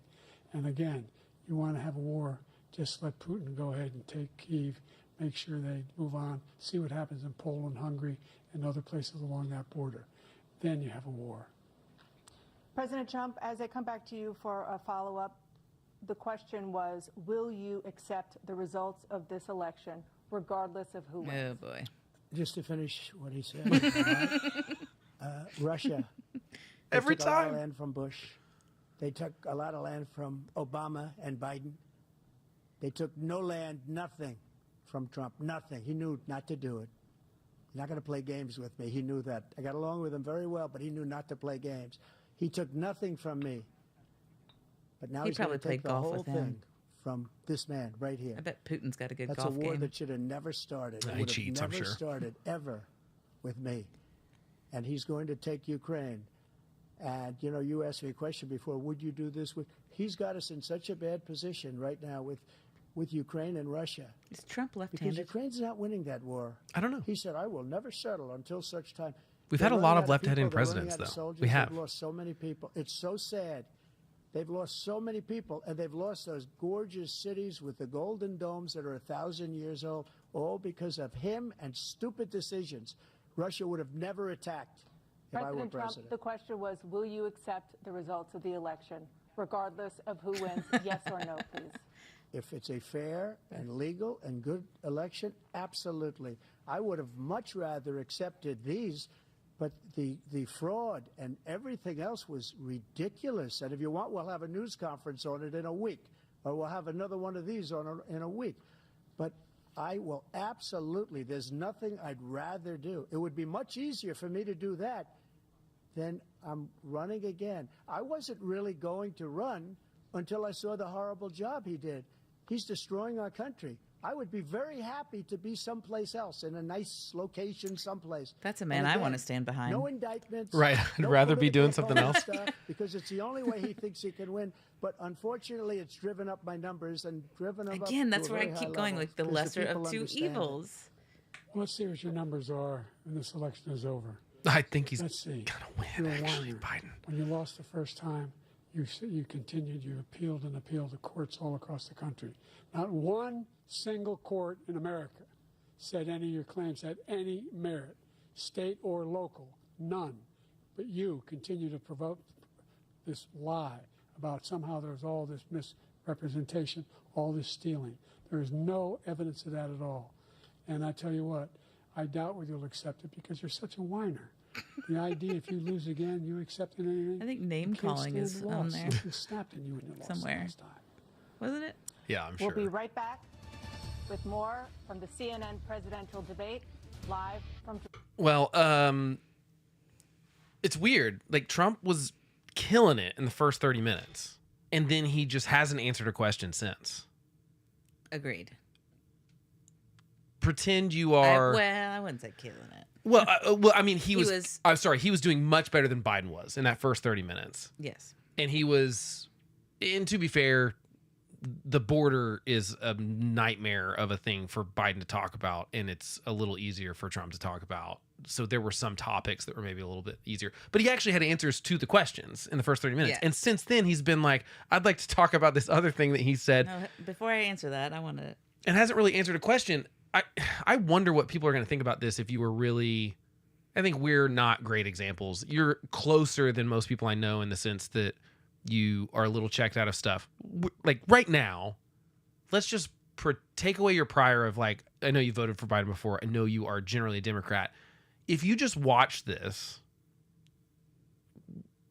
and you're one of these undecided people that really is like even less involved in politics than you are, what would you be thinking? Or what are you thinking right now? What would you be thinking? I'm just curious. In both cases, like, because you keep saying like lesser of two evils, and I think that's how most people probably feel. What choice am I left with? Right, because this is it. Right. That's what I mean. Like Canada? Okay, so if you could replace Biden, would you? Like, if you had the Yes. power to do that? Yes. Yeah. Okay. But I would say the same about Trump. Well, of course. Yeah. I mean, I just say you're obviously a Democrat, so like you would be in the realm of think- people that could do that technically or whatever, and demand that or whatever. I think a lot of Democrats would replace Biden. Yeah, I mean, I look at his poll numbers; they're terrible. You know, I think there's got to be better options out there. I think here's what Biden does not have going for him, and this is why I think he's got to do something drastic to shake up this campaign. He did himself. I don't think any favors tonight. I don't think No. Biden has gained any voters tonight. No. But I think Trump might have. And I'm not look, I'm not saying that either one of them have done a great job, because like they're both kind of bumbling. Biden, sometimes his answers, I'm literally going, what is he even talking about? I don't even understand where the connection is to this answer. Trump's a little bit like that in the sense that he's not answering the question, but at least he's talking about some stupid thing. Now he's talking in superlatives and most of it's not true. when he always does this, the best ever in history. None of that stuff is really true. Millions. Yeah, none of it's true. Millions of billions. But I think he probably gains more tonight than Biden does, just because I don't think Biden I think he sounds old and he looks old and his answers are confusing. I also think neither one of these guys are really talking about the things that people really care about. I think that's the most foolish thing going into this debate is if you're going to change the subject like that, change it to something that people care about. Don't change it to, people care about childcare. Either answer the question or throw it back to something. If you don't have an answer to the question, at least throw it to what Joe Biden's done to make it less affordable. Keep hitting on inflation or something. Trump can't even do that well enough. I mean, he's performed better than I thought he would, honestly, because in that first 30 minutes, he was doing the things I can tell he was trained to do in the last couple weeks. He was like, hit him on this, say this, answer this way. Anyway, let's see what they say for I feel closing. like he's that kid that's always bad, and you're like, well, he wasn't that bad tonight. But he's still you're right. craphead. You're absolutely right. No, you're absolutely right. Let's listen to these. We've made significant progress from the debacle that was left by President Trump in his last term. We find ourselves in a situation where, number one, we have to make sure that we have a fair tax system. I ask anyone out there in the audience or anyone out watching this debate, do you think the tax system is fair? The fact is that I said nobody even making under $400,000 had a single penny increase in their taxes and will not. And if I'm reelected, that'll be the case again. But this guy has increased your taxes because of the deficit, number one. He's increased inflation because of the debacle he left after the way he handled the pandemic. And he finds himself in a position where he now wants to tax you more by putting a 10% tariff on everything that comes into the United States of America. What I did when, for example, he wants to get rid of the ability of Medicare for us to be able to negotiate drug prices with the big pharma companies. Well, guess what? We got it down to $35 for insulin instead of $400. No more than $2,000 for every senior, no matter how much prescription they need. You know what that did? That reduced the $2,000 like annually by $160 billion. How are they tracking that? Years, because the government doesn't have to pay the exorbitant prices. I'm going to make that available to every senior all along. It's happening now, and everybody in America. He wants to get rid of that. I'm going to make sure that we have child care. We're going to significantly increase the credits people have for child care. I'm going to make sure we do something about what we're doing on lead pipes and all the things that are causing health problems for people across the country. We're going to continue to fight to bring down inflation and give people a break. Thank you, President Biden. That's President the Trump, closing you now have 2 speech? minutes for your closing statement. Like so many politicians, Get them this shoulders man is just a going. complainer. He said, we want to do this, accordion. we want to do that, we want to get rid of this tax, that tax. But he doesn't do anything. All he does is make our country unsafe by allowing millions and millions of people to pour in. Our military doesn't respect him. We look like fools in Afghanistan. We didn't stop Israel. It was such a horrible thing that would have never happened. It should have never happened. Iran was broke. Anybody that did business with Iran, including China, they couldn't do business with the United States. They all passed. Iran was broke. They had no money for Hamas or Hezbollah, for terror, no money whatsoever. Again, Ukraine should have never happened. He talks about all this stuff, but he didn't do it. For 3.5 years, we're living in hell. We have the Palestinians and we have everybody else rioting all over the place. You talk about Charlottesville. This is 100 times Charlottesville, 1,000 times. The whole country is exploding because of you, because they don't respect you, and they have to respect their president, and they don't respect you throughout the world. What we did was incredible. We rebuilt the military. We got the largest tax cut in history, the largest regulation cut in history. The reason he's got jobs is because I cut the regulations that gave jobs, but he's putting a lot of those regulations back on. All of the things that we've done, nobody's never seen anything like. Even from a medical standpoint, right to try, where we can try space-age materials instead of going to Asia or going to Europe and trying to get when you're terminally ill. Now you can go and you can get something. You sign a document. They've been trying to get it for 42 years. But you know What is we he did for talking the about? Military was incredible choice for our soldiers. Where our Is there soldiers, medicine on Mars? instead of waiting for 3 months to see a doctor, can go out and get themselves fixed up and readied up and take care of themselves, and they're living. And that's why I had the highest approval rating in the history of the VA. So all of these things, we're in a failing nation, but it's not going to be failing anymore. We're going to make it great again. Thank you, Order at the former border. President Trump, President Biden. Shoulda with the... Stay with us because we have full analysis of Okay, let's. Here's my thought on those closing statements. I'm a political junkie. I read stuff all the time. I do this podcast. I like this stuff. And I didn't know what half of either one of their little closing statements were about. Does that make sense? Like, I'm like going, what is he talking about? Going, signing a piece of paper and doing some sort of medical experimentation. Space age. I don't know what he's talking about. I don't know what Biden's talking about when he talks about whatever he went down his little word salad about. I mean, I know that he did some stuff with Medicare where like there's some limits on how much I think it is an annual thing or something, like out of pocket expenses for How are they medications or tracking something. that? Well, because it's Medicare, they're paying for it. So Oh, okay, it's, yeah. okay. So anyway, the point is I just think both of them are not speaking to the people that are going to be voting in November for the most part. I know people care about some of these issues, but I mean, that's why he talked about the border so much, is because it is a top issue. Is anything any different after watching this for you? No, Okay. no, it's in shambles. I mean, I think Taylor Swift and Travis Kelce would do a better job at running the country. yeah, I mean, I think I love when, I just don't know. I don't know where you go from that. I think that was pretty, like, Trump came out the gate and I was like, okay, he's doing the things that obviously someone told him.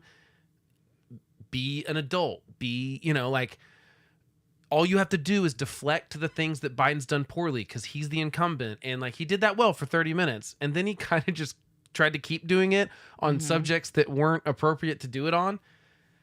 So it's almost like, I think if you watch the first 30 minutes, you'd think, I'm voting for Trump. If you were really like one of these people that's just vacillating between the two of them. I think the more realistic thing for people like you and me that are more, I don't want to say partisan in the bad way, but like, you're a Democrat, I'm a Republican. Yeah. Most of people that are like us are just going to come back to whatever home base is and go, well, that's better than that other guy. Mm-hmm. I just wonder how many of those people are going to stay home. Or like vote everything else, Senate, that kind of stuff. Yeah. But go, it's hard to know. Will the vice president that Trump selects change your opinion? It could. I doubt it, though, because it didn't change my opinion in 2016 or 2020. Yeah. And I like Mike Pence, okay? Like, I think he's fine. I think that he was the right choice for Trump to pick.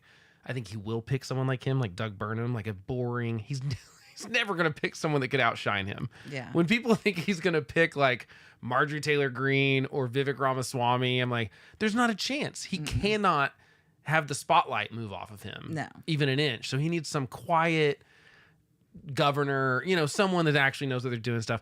I think the problem with, okay, let's just go back to Trump being elected in 2016. I didn't like him. I never thought he had the moral aptitude to be the president. I think most of us that were rational felt that way. But I think some people were willing to roll the dice because I think there were a lot of people that said, Screw it. Let's try something different. I think that's exactly what it was. Yeah. You're exactly right. I think Yeah. people were like, hey, this And isn't he was working. different. And he was different. And I remember on election night, 2 a.m, whenever they called, that started looking like he was obviously going to win. I was texting with our buddy Chris. And we were both kind of like, hey, this actually, like, I don't like that. Neither one of us like this guy. Neither one of us voted for him. But he really could shake stuff up. Like, I really thought he could. Because he is such a chaos agent in some sort of way. And that can be a good thing sometimes. It makes me nervous a little bit. I think the thing is, in the first administration, he did staff with pretty good people. Like, he picked a lot of people that I was like, okay, that's an adult that is well qualified for that position. It's like he listened to people for a second, but the problem is those people were not loyal to him in the way that he wants loyalty, and the fact that whatever I say goes. They actually said, no, that's illegal, or no, that's immoral, or no, I won't do that, or whatever the situation was. And now, like Biden said, 40 people high ups in his administration are not endorsing him for president, including his vice president, who says that he can't vote for him because he's not qualified to be the president. that's the thing that gives me pause, is because he's only going to put people in. He's not going to put good people in. He's going to put people in that are fiercely loyal to him. Yeah. Who will do the things that he wants to do that are frankly illegal and unconstitutional. And my biggest thing is that I want people to do what they're supposed to do, which is uphold the Constitution. And by the way, can we switch to this real quick just to show how sweaty they are? They're outside in Atlanta right now. That's just cruel. Why would you? Bless those eyebrows. Why would you do that to people? What bothers me personally about Biden is that he's a different version of Trump in the sense that he's also willing to shred the Constitution. He's done it with all sorts of things where he's signing executive orders he knows are illegal, but he wants to do it to cater to a part of his base. And I just don't like anyone that says, hey, I think this is illegal, but I'm going to sign this executive order and then let the courts figure it out. And I think that I do have real concern. If the Ukraine situation wasn't going on, if the Israel situation wasn't going on, if China wasn't looking like they're preparing to potentially invade Taiwan, and Iran's not stirring up all sorts of controversy in the Middle East and wars, maybe I'd be a little bit more like that part of the job doesn't matter as much, but it does, I think, this time. And the truth is, I just don't trust either one of these guys on foreign policy. Yeah. Like, remotely. I think they're both domestically a mixed bag. I really don't like either one. I think Trump's tariffs, I think Biden is right when he calls out that's a tax. It's like, if we charge 10% on all aluminum, you're paying at least 10% more for every aluminum product you're buying, probably. Yeah. So I don't know. It's the trickle down. That everybody's affected by that.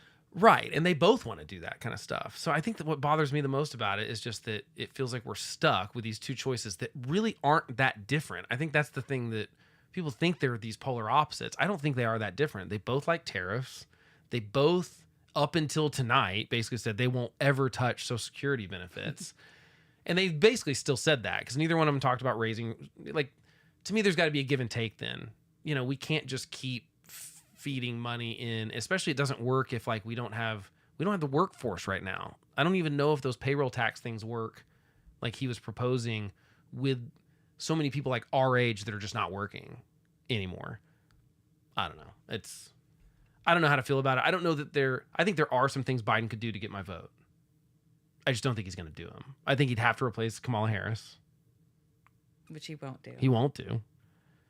I also think he could just take, maybe not to get my vote, but I think he could get people's vote by just being more like calling out the far left of the crazy lunatic fringe a little bit more, and being like, no, that's not who we are. We're not anti-Semitic, or we're not for defunding the police, or pick any of the things that have happened in the last 4 years where you could call him out and be like, that's a silly idea. Like, and I think that's part of the reason he has lost support from black people. He's lost support from Hispanics. He's lost support from women, which is, if you are losing support from women with Trump as your opponent, I mean, like, right? Yeah, but I don't think those women are running into Trump's arms either. No. You know, like, no, I think it's like a hold your nose situation. Yeah. I just, what have we done to be in a situation where everyone in the country, basically, other than Trump, has some like hardcore followers for sure that love Trump. Yeah. I'm not sure that anyone loves Biden right now. Nah. I don't think there's any Leslie Nopes. You know what I mean? Like, that are, maybe there's a few of them. I have not seen them like in the wild. No. So, I mean, who's your dream? Who would be your person? Do you have someone, or are you that checked out that you're like, I don't even have like a name of person? If they replaced Joe Biden, the conspiracy theory on the right is they're going to replace him with Michelle Obama, which is not going to happen. Michelle Obama, I don't think, has any interest in being the president, but that could work. But you'd vote for her, right? Yeah. Probably. Yeah. Obama's the best. And see, I didn't like Obama very much, but I mean, I think he's certainly better at politics, and he can certainly string a sentence a little better than either one of these guys can. Yeah. Trump motivates you the same way Hitler motivates you. Yeah, I think that, and I think that the comparison's not to Hitler. I mean, I think that that's what Joe Biden's trying to do. I just don't. I just wonder. I think it's going to hurt Biden in the polls. I don't think that he did himself any favors tonight. No. And he was already losing. I don't think Trump did himself any favors, but he had nothing to lose. Yeah, that's the problem, is that Trump didn't have to win the debate. He had to not lose the debate, which is there is a difference there. Like Biden had to win the debate. He had to go out there and not look old, which do you think he passed that test? I mean, In some ways, maybe. they both look horrible. I agree. Okay. But So, do you think yes, Biden he looks looked- worse? Like, does he look more like, as far as would you take away the car? Who would you take away the car keys from first? Biden. Right. And then we both at multiple times kind of had uncomfortable looks on our faces because we couldn't believe how awkward this felt. Yeah, but I think Trump's the one that's going to grab my butt when I'm not looking. Well, for sure. Yeah. And No, that I makes mean, me more uncomfortable. yeah, that's uncomfortable I too. took my risk with the No, car crash. as far as who's a worse person, I'm going to give Trump the edge on this. Not that I necessarily think that that's what people are voting for this time around. I think they're going. I guess that's where I circle back to that's my intention, like their intention. I don't think Biden's intentions are bad. I don't think Trump's intentions are bad, but I do think they're worse. I think they're more self-serving. Oh, well, yes, but I think that makes them bad. Well, yeah, but that's why I'm saying, like, I think Biden's intentions are better. So, again, the lesser of two evils. Well, and that's where I go, okay, I would buy that argument, except I don't think Biden is as cuddly Uncle Joe as people think he is, because Yeah. I think he lies about a lot. I think he's insecure. I think they're both insecure. Yeah. Terribly insecure. They both know they suck. I think that's the problem. Yeah. And they kind of always sucked. I mean, the truth is Joe Biden was kind of a joke. Now, that being said, I think Obama owes a ton of credit to Joe Biden for actually getting stuff done in legislation, because Joe Biden actually knew how the Senate worked, and Obama had frankly not been there long enough to actually know how that kind of politics works, and Joe Biden had. Joe Biden is the reason stuff got done in Congress. Obama was... Because that's where he shined. He doesn't shine as a president. Well, I don't even know if he shined. I just think he knew how it worked, and he was friends with those people, and he'd been working with those people for decades. And Obama was a little bit more like, well, I'm the president. What I should say goes. I think he was a little high on his horse, a little bit more than he should have. And all he had to do was be friendly with some people, and I think he could have gotten some stuff done. And Joe did that for him. But for the most part, he was a gaffe machine. People have always kind of made fun of Joe Biden, and Trump, to a degree, same thing. It's like, yes, he's this tabloid kind of star, and it makes him money and stuff, and he knows it's like this WWE kind of situation. It's kind of a persona, but, he's also kind of laughed at a lot, and I think it bothers both of them that people don't take them very seriously. My problem with both of them is that they, again, could just not run for president again, and people would go, yeah, that's the thing that you could do to actually help the country right now. Yeah. If Joe Biden tomorrow said, you know what, I'm not going to run, it would be a scramble for sure. But the Democrats would put someone up, and they, depending who it was, would potentially win. I mean, I don't necessarily trust either party right now to be able to actually do that well. But I don't know. This is just such a mess. It's such a mess. Who would you put in then? Well, all the people I want to be president don't want to be president, because I feel like that.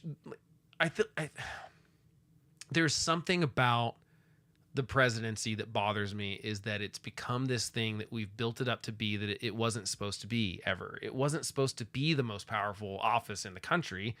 Congress was supposed to have most of the power. I mean, I know that's not in one man, but it is in this body that's supposed to be the people that we're the legislators. Congress is the only one that can impeach presidents and Supreme Court justices. They have most of the power when you look at the Constitution.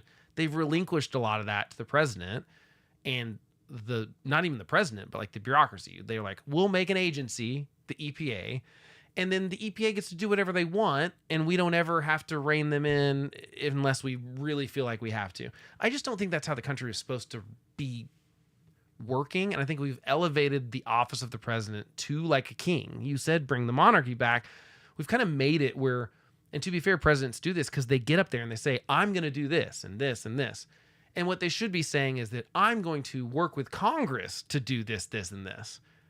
I think just that simple little change of how they make that sentence work would change people's mind. The problem is they keep over-promising, and they can't possibly deliver the things that they promise. And so then people are pissed when they don't do what they say they're going to do. I think you're right that they're not lying. They're not like saying that because they don't really want to do that. They're just not being honest about what the process is. So I want a president that goes, that's not my job. That's not my job. That's not my job. I'm not in charge of the economy. I can do things to try to But how help would it. the American people take that? I think Like, with oh, that's a lazy president. no, I think with the right messenger, it would be right. Like I Yeah. think it needs to be someone that is really like can articulate things in a way that everyone can understand them. I think we've had some presidents that were really good at that. I think Bill Clinton was a good communicator. I actually don't think Obama was as good a communicator as people think he was. I think he was really good at making speeches and making you feel things, but he wasn't great at going, hey, this is not how this works, how this is supposed to. Now, he did that sometimes. You know, like DACA was an example of him going like, that's actually not in my powers. Like, we don't give the president the power to just like change immigration law for a reason. But then he did it anyway. Again, that goes to my point of like this kind of executive order thing. Yeah. But that's also because Congress is going, we don't want to do that. We'd rather you take the blame for it if people don't like it.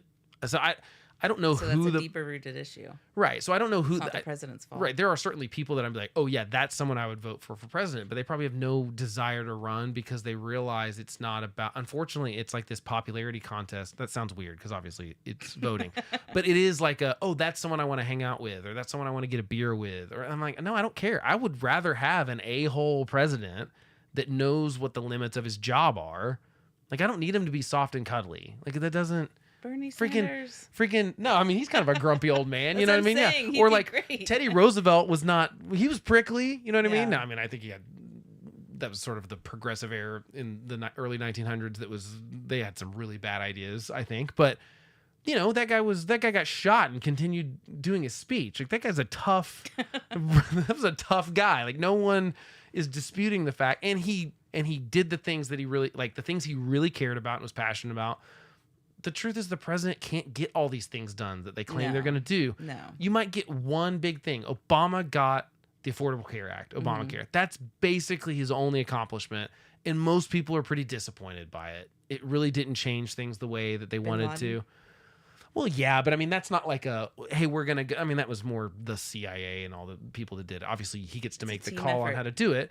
And I think it was the right call, but I don't think, and he certainly gets credit for it, but like legislation, as far as like getting up there and saying, this is what I'm going to do when I'm president, and then doing it. Every State of the Union, you get so hyped up, like, all right. Right. And then every time you're completely let down. Right. But like, I felt that way for years. Right. But I think that's the problem, is that they're really kind of digging their own grave a lot of times when they do that, because Biden just did this. He rattled off 100 things that I'm going to do this. I'm going to do this. And at no point did he mention that, like, oh, wait, there's a Republican majority in the House and Democrats have a majority in the Senate. Barely, literally one vote either way. Well, it's 4 votes or whatever in the House. Screw it. You know, and like, you've got to mention the reality of that. You've got to go, you know, which I appreciate Nikki Haley doing that with the abortion thing in the Republican debate. She goes, look, frankly, there are not 60 votes on any of these policies that people are talking about. And you have to get 60 votes in the Senate.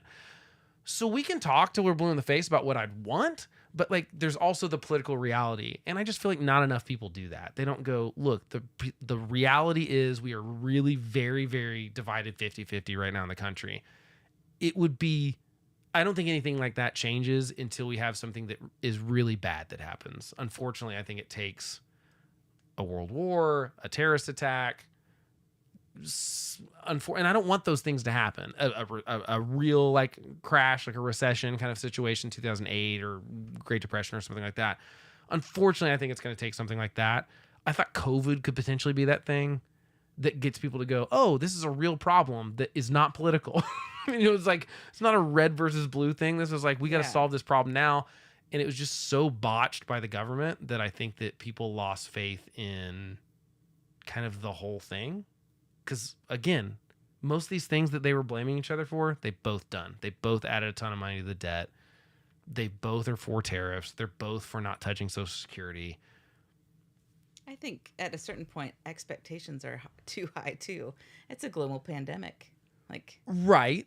But there were some things that I feel like we just dropped the ball on. Like the vaccine, we did the right thing, but mostly that was the government getting out of the way. But like, I don't think we handled any of the communication stuff right. I don't think closing school, I think we punished kids way too much, even though they were the least susceptible of all the stuff, the learning loss that we're going to see for decades. I mean, you talk about, that's what I'm worried about for the next 30 years. Is like the kids that are just getting passed along through the school system because we kept them out of school for a year and a half.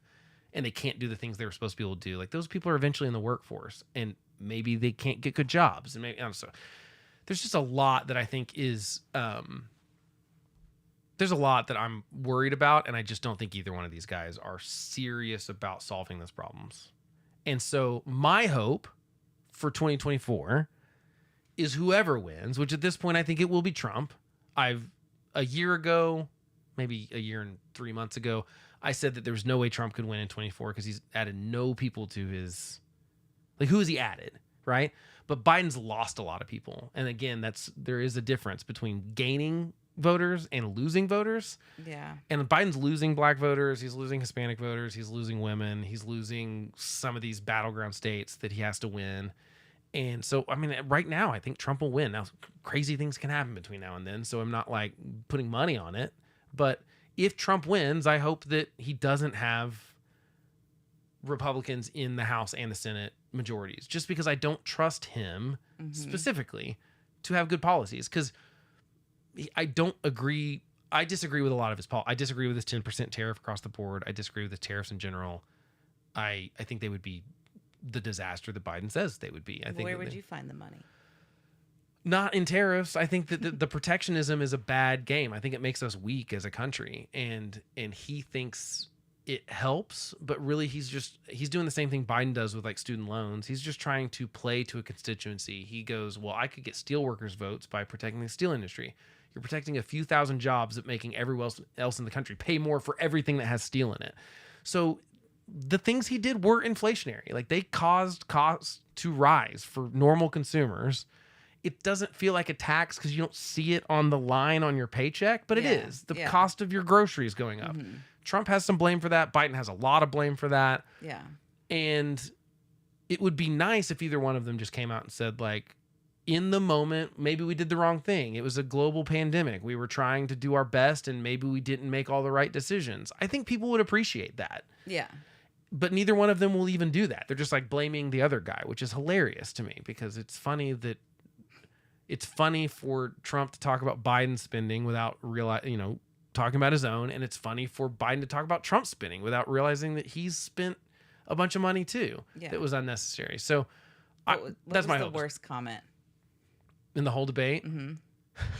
The golf swing. I think talking about golf was the part where I think if like I'm plugged into politics and I'm like, no, like that shows how bad their egos are and petty, and they both are. Like that's where I'm like, either one of them could have been the bigger guy and be like, what the hell are you talking about your golf swing for? Yeah. No one in America right now is concerned about your golf swing and your handicap. That would have been the smart thing for one of the two of them to do. And instead they're both sitting there, they're bickering about who would win in a golf match. Biden can't swing a golf club. I don't believe for a second Biden can swing a golf club. Do you know what it doesn't make me, that's not a qualification I care about for president either. So it's incredibly egotistical. It's incredibly stupid of either one of them to pretend that is important to anyone that was watching this debate tonight. I think that's my least favorite. And Trump telling us that he'd rather be doing something else.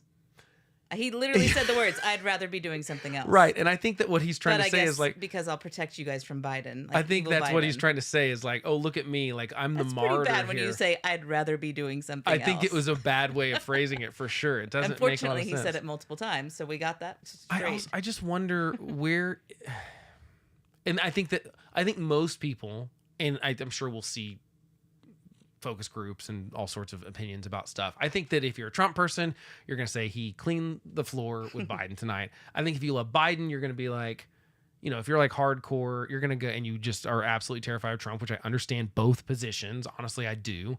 I think both of them have been disasters for the country, and we're asking for one of them to get a second term. Yeah. But so you're going to have some partisans on both sides. I think most people that were anywhere where you are left the debate going like, we're screwed. Yeah. I walked into the debate saying we're screwed. And you walked out of it saying the same thing, right? Like, signed, sealed, delivered. What could either one of them have done to change your mind about that?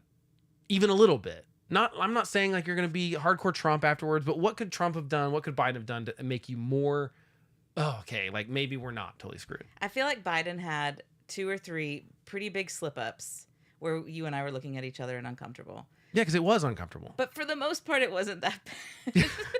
But I think that's like, so we made the bar so low. The same thing with like Trump's tantrums. Like, well, he wasn't that bad tonight. Yeah. Because he's a jerk all the time. Right. I think that, so they would have had to turn guess- that all the way on, basically. I guess Biden would have had to have risen above some of the low blows of Trump, which he did at a few moments, but being more consistent and just giving me just a little bit more confidence with his oration skills. I think that's my big, I think you're right. I think that is, most people, it's like 80% of the country, including 60% of Democrats, think he's too old. Like literally can't complete the term, can't do the job. Not just like, it makes me uncomfortable. I'm just not sure that even just some of the ways, we've all seen this with parents. I mean, you took care of an aging parent. Like, you know what this is like. It doesn't get better. It doesn't get better. And everything about what happens with Biden is getting worse and worse. And he was a gaffe machine in 2012, but you go back, I watched some of the clips from the 2012 vice presidential debate with him and Paul Ryan, and he was great in that debate. I mean, he's still a gaffe machine sometimes, but he was, I mean, I think most people would say he probably won that debate, and it's night and day. And it's, I know it's 12 years later. 12 years is a huge deal when you are whatever the math is on this. So 68 and 81. Lean towards Trump? I dislike Let's say Trump. right now, you and I have to pick. We're voting, and we have to vote. Is this a situation where it's you get to decide? Basically, your vote decides. Like, pretend that that's a thing. I mean, it's not in Oklahoma, but pretending your vote decides. Okay. Are you voting for Biden? Yes. Okay. Because I don't want to be grabbed by my... Yeah, can I? Yeah, can't do it. I gotta get the censor beep out ready for. Okay. I really think it totally depends on if I can also decide the House and the Senate, then I don't really care. Does that make sense? Yeah. Like, if I can say the House and the Senate are controlled by Republicans and Biden's the president, I'm like, great, nothing happens for 4 years other than now. I think both of them do executive orders all the time that are dangerous and potentially illegal, and like the tariff stuff is an example of that. Trump's tariffs that he did, he claimed were national security. We give the president way too much power because we don't define what an emergency is or national security is. Trump got to say that because he said, well, it's national security because China could send steel here. That's not a national security problem. That's an economical problem. It's not a national security. It's not an emergency. And both of them abuse.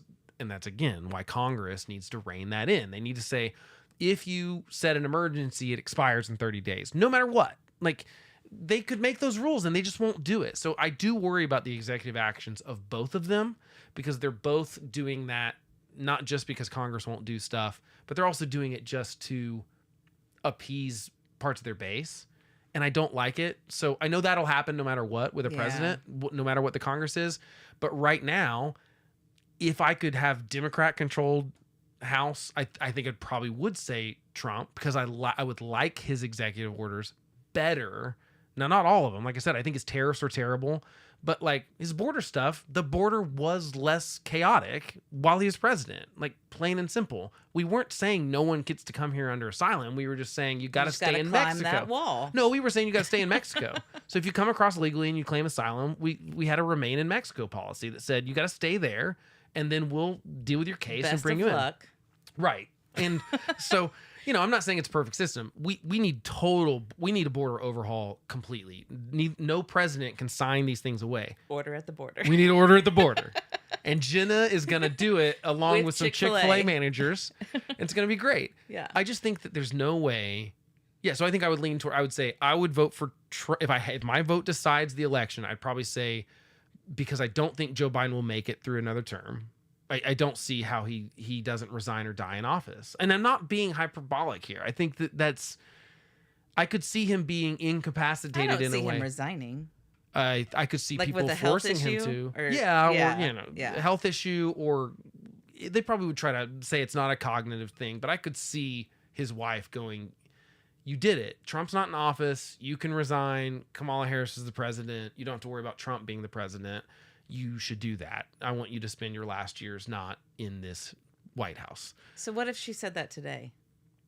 I think she should have said it 2 years ago. But what's going to happen? Well, It'd be a theoretically scramble. you'd have a convention, the Democratic National Convention, where everyone would show up, and you'd have Gavin Newsom and Gretchen Whitmire and all these people throwing their hats in the ring trying to become Kamala Harris would be one of them. She wouldn't have a chance. She's Yeah. less popular than he is, and he's the least popular president in polls ever since we've been taking polls on it at this point in their presidency. I don't know what happened though, because I feel like when she was debating early on, I don't know, I felt like she said some great things. I think you're checked out enough that you don't see all the you think Biden was a gaffe machine 10 years ago or in his career? She is so uncomfortable in public speaking. She strings together word salads and you're like, you're like 50. Why? Yeah. What's your excuse? And I think she's a really, decent debater probably because of her.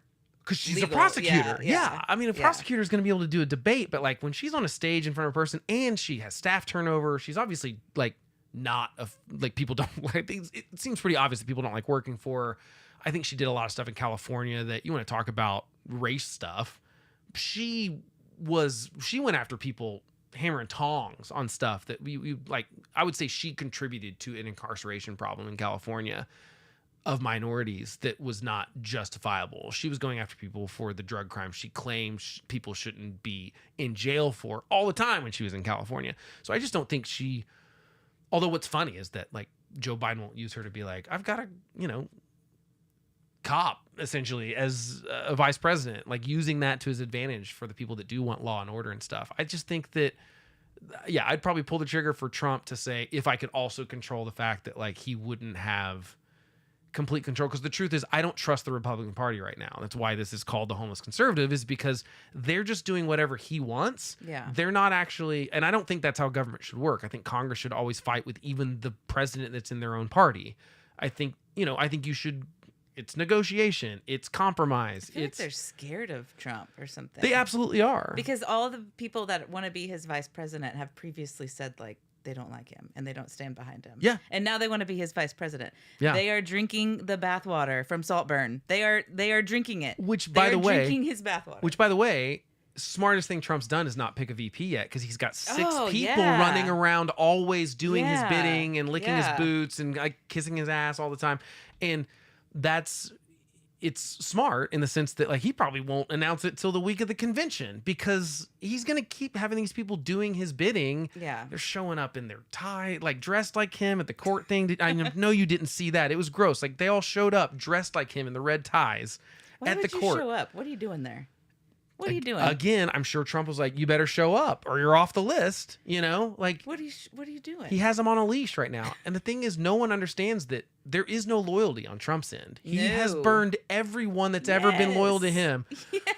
If the second he either just was done with them, he disposes of them, he stabs them in the back, he fires them, he talks terrible about them. When something gets twisted, he hates them. The general that said he called people suckers and losers, he's saying he should be hung. I mean, he's saying he January- should be executed. January 6th, he For was treason. dogging out Mike Pence. Right? January 6th, he was On dogging Twitter, out he Mike was saying Pence. Mike Pence didn't have the courage to do right. Exactly. Yes. Every single person that's ever been loyal to him. So that's what concerns me about his next administration. But that's why I would want someone to I want Congress to be able to keep the president in check. And I know that Republicans won't do it for Trump and Democrats won't do it with Biden. It's just, unfortunately, we've gotten to that point where that wasn't the case. The reason Nixon resigned is because he was going to get impeached and removed by Republicans too. And he saw the writing on the wall, and he did the right thing, I think. And, Nixon had a lot of faults, but twice he did the right thing for the country when these guys won't do it. And those two times I think he had legitimate beef with losing to John Kennedy. I think there was some actual election nonsense going on with some voting stuff. And I'm not going to put the country through that. I'm not, even though he had some legitimate contention. I think Al Gore did a similar situation in 2000. I'm not going to put the country through legal battles and all this crap. Like, it's not good for the country. And neither one of these guys would do that. But like, neither one of them. Do you think that's also just because that's how far we've come? Yes, it's their personality, but that's how far America has pushed them. The politics of America.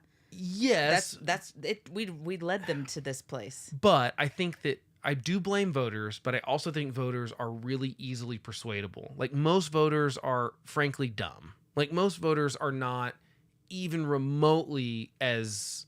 Tell me more. Well, you know what I mean? Like, they're not, like, I'm just saying, like, all it takes is one guy to sway people. Like, and look, Trump did it. I mean, like, Trump has totally changed the Republican platform. Yeah.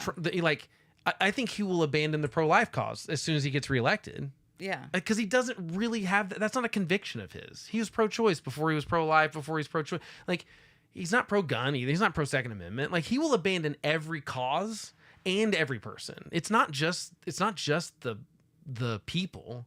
It's the causes too. And look at the parties, Republican parties used to be the free trade people. We were the people that didn't like tariffs. All of a sudden he's like, I want tariffs. And everyone's like, well, okay, we'll do tariffs then. Or pick it, pick any of the things. And I think people are very easily persuadable when someone's good at that. And Trump is kind of good at that. Yeah.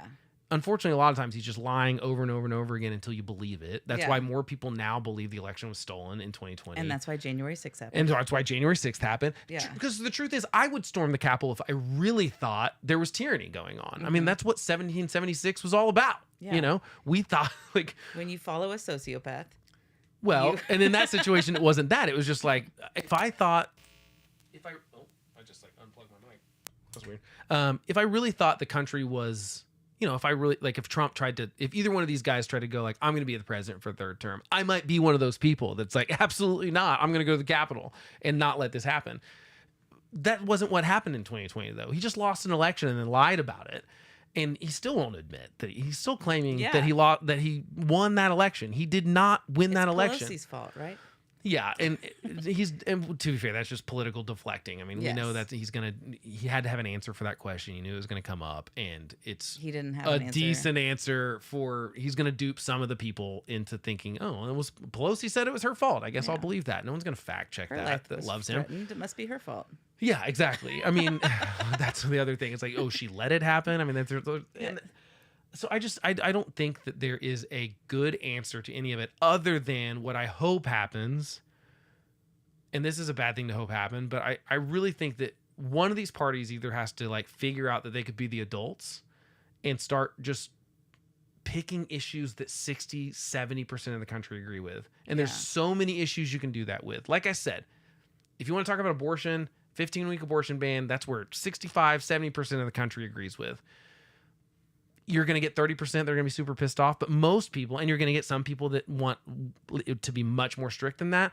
But the truth is, the person that came out with that would probably do well politically. And Bill Clinton was one of these kind of people that went like, I want 60% of the country to like me. I don't care if I lose some Democrats and gain some Republicans. I just want 60% of the country. No party wants to do that right now. They just want to hype up their base and they just want to talk about stuff. So it's going to take someone that comes in and says, that does that, is a smart politician, and says, I'm going to pick the issues that people care about, and some of that, and then you need someone that can explain some stuff a little bit better. We need someone that can come in and go, the reason tariffs are bad, or the reason the border is a mess, and just because neither one of these guys explained. I mean, did you come away? Here's another question for you. I somehow feel smarter in myself because I knew that they were wrong, or like, right. That's. Did you learn anything from either one of them that you didn't know? I or learned understand something better. That Biden doesn't have a very good golf game. Okay, good to know. So you learned that he had a 8 handicap at some point, but like nothing of substance, right? You didn't. You don't understand how Social Security works better. Well, Biden proved you right with the payroll tax. Sort of, except that he didn't say it in a way. He said it in a way I had to go look up what is he talking about. And he said it totally wrong. What he was saying is we could raise it from 15.8 or 15.6 to 16% or whatever it is. Yeah. But he did, like, we need someone that can do that. We need someone that can say, Bernie look, Sanders. Here's the problem. Bernie Sanders has very bad ideas. I really would he would get nothing done. He'd be a terrible president. It needs to be someone like, there are probably a lot of governors that would be good at it because they have experience in running a state. And it's a very similar job. There's a lot of successful governors that would probably actually make good presidents. I think the ones that are smart are just like, this is a terribly toxic environment right now. And right now, if you're a Republican, you have to kiss Donald Trump's feet. And if they don't want to do that, some of these people are probably just riding it out until 2032 or whatever, when they're going to. My concern is that Trump, if he gets reelected, could totally burn down the Republican Party. And to be fair, Biden could do the same thing if he gets reelected, because I think both parties are very, very unpopular. People are leaving both parties to become independents in droves. There are now as many. Wait, I think there are as many independents as there are people in either party now, because so many people, Democrats and Republicans, have left the party to become independents. The problem with that is that those people then, for the most part, can't vote. In a lot of states, can't vote in primary elections, and that's how we're picking the people that in the general election those independents get to vote for. Politics have brought us to this place, right? And so you're right. It's like it's a vicious cycle that you get a lot of apathy from people like you and me that go, I don't like either one of these. I don't want to vote for either one of these guys. And you either stay home or you hold your nose. But as long as we keep holding our nose and voting for these lesser of two evil candidates, we're going to keep getting those kind of candidates. Yeah. And I think until everyone goes like, no, like, I think that one of these guys has to get hammered so bad in November, that won't happen. It'll be another close election. Even if Trump wins, it's not going to be like some landslide victory. But I think the right candidate could get that kind of thing. I just don't know who that is. I feel like the right candidates are out there, but they've been beaten down by the stupidity. Yeah. And the game. I think Nikki Haley was that person. I think for they me. were there, and then they're just like, screw it. Nikki This Haley sucks. is the right. I know there's a lot of Republicans that don't like Nikki Haley, mostly just because she didn't like Trump, and spoke out against him and ran against him. But it's like 900,000 people voted for after Trump secured enough votes in the primary to win the nomination. So they went out and voted for an election that they knew didn't matter, just to say, I really don't like Trump. And these are registered Republicans. So that's 1 million people that voted when they didn't really have to. There's a lot of people that disenfranchised. And I think she could have been the person. I actually think anyone on the Republican stage. Ron DeSantis is not quite as good of a communicator, but I think Chris Christie could have done it. As far as being that communicator that says, this is how stuff works. And would just mopped the floor with Biden. Now, the truth is Trump's probably going to win now anyway. Yeah. My argument a year ago was that Trump can't win. You're picking the only person that could lose to Biden. All these other people would win. Doug Burnham would win. Chris Christie would win. Nikki Haley would win. Ron DeSantis would win. All those people, if you would have nominated them, would have beat Joe Biden. And you get rid of the threat of Joe Biden. If Joe Biden's really the worst president, as Trump is saying, you get rid of him. Republicans chose to choose Trump this time. And this was not like 2016 where he was getting 30% of the vote in some states, and then it's splitting between Ted Cruz and Marco Rubio and all these other people. This is like they chose Trump. He got 50% or more in all these states. So Republicans want this, and it's hard for me to say I'm on board with a party that says that's our guy. But a Democrat feels the same way. Like, why not step in and be except you did great, Biden. The difference is he's the incumbent. Here is your protein shake. Now go sit down and let us get somebody in here. Yeah, but the problem is that's really his choice. Like the Democrat, the parties don't have the power to get rid of people like they did. Because the system has brought us to this place. But they did it because really, this goes back to they used to pick candidates. That's what parties used to do. Different ways in different states and stuff. And then they switched to primaries. And they outsourced it to the fringes of their bases. And now they're absolutely they are slaves to what the fringiest parts of their party want to do. And I don't know how you get that back without the parties themselves saying, no, we're not going to let Trump be our nominee. Yeah. We're not going to let Joe Biden run again. But people are just scared. Well, I just don't think they have that. They just don't have any power anymore. January 6th. Yeah, it's truly terrifying. To know that a man can incite something like that, and he would argue that he didn't. But I would argue that he did. I would maybe not call it inciting in a legal sense, but I would call it he knew what he was doing. He knew he was lying. I think he absolutely knew he was lying. I think that the stolen election narrative moved from something he knew was a lie, or maybe he couldn't believe it and he needed to use it as an excuse. I think he knew it was not true. But as people kept coming, at some point he only listened to people that would tell him it was stolen. He started believing conspiracy theories. I think he actually believes now. I think he's lying, but I think he really believes it now. So he doesn't think he's lying. Right. It's a Right, weird, yeah. and I think Biden has a lot of the same problems. I think he's said the same things enough that you start believing it. Like he said in the debate tonight that his son got cancer in Iraq. He didn't. Like, there's no evidence that that's what happened. He came back 8 years later and died of brain cancer. Is there evidence against it? Well, but he's. Can you prove it one way or the He has other? said out loud that his son died in Iraq, which didn't happen. He died of brain cancer 8 years after. I mean, like. He died because of Iraq, not Well, in but Iraq. no. He has said before that it was in Iraq. Well, Like he just got confused in the moment. he said it multiple times. My point is, it evolves. Like people, Yeah. as you say something over, if you say a lie over and over again, it's a lie that's unnecessary. Your son died of brain cancer. That's sad, no matter what. But Yeah. like, it's not necessary to exaggerate it, or it's not necessary to say that you were whatever. Pick Yeah. any of his I guess that wasn't- braggadocious things. Yeah. Yeah, so I don't think the debate did anything to like change No. many people's minds. No. It was everything I expected it to be. Right, which is exactly what I thought would happen. The only thing I thought could happen is if Biden went out there and absolutely, like, he had a few moments that we talked about that were very bad, but if he had a worse moment where he like totally froze or it was absolute nonsense. I mean, like, even when he was talking, they were words I understood, but if they would have, Yeah. and if Trump conversely would have just like stayed to the script and been like, I think that Risen would have, above it. Yeah. yeah, I think that would have made I think you would have seen like panic tomorrow. I still think there's going to be some panic on the Democratic side tomorrow of like, he had enough of those moments. Those are going to play on everything and every ad, and they're going to be on TV all the time. They're going to be on Fox News all the time. Every one of those moments where Biden's and like word salad, and Trump's, even though he kept like not answering the question and stuff, it was only incoherent in the sense that like, why are you talking about that? But I understood what he was saying.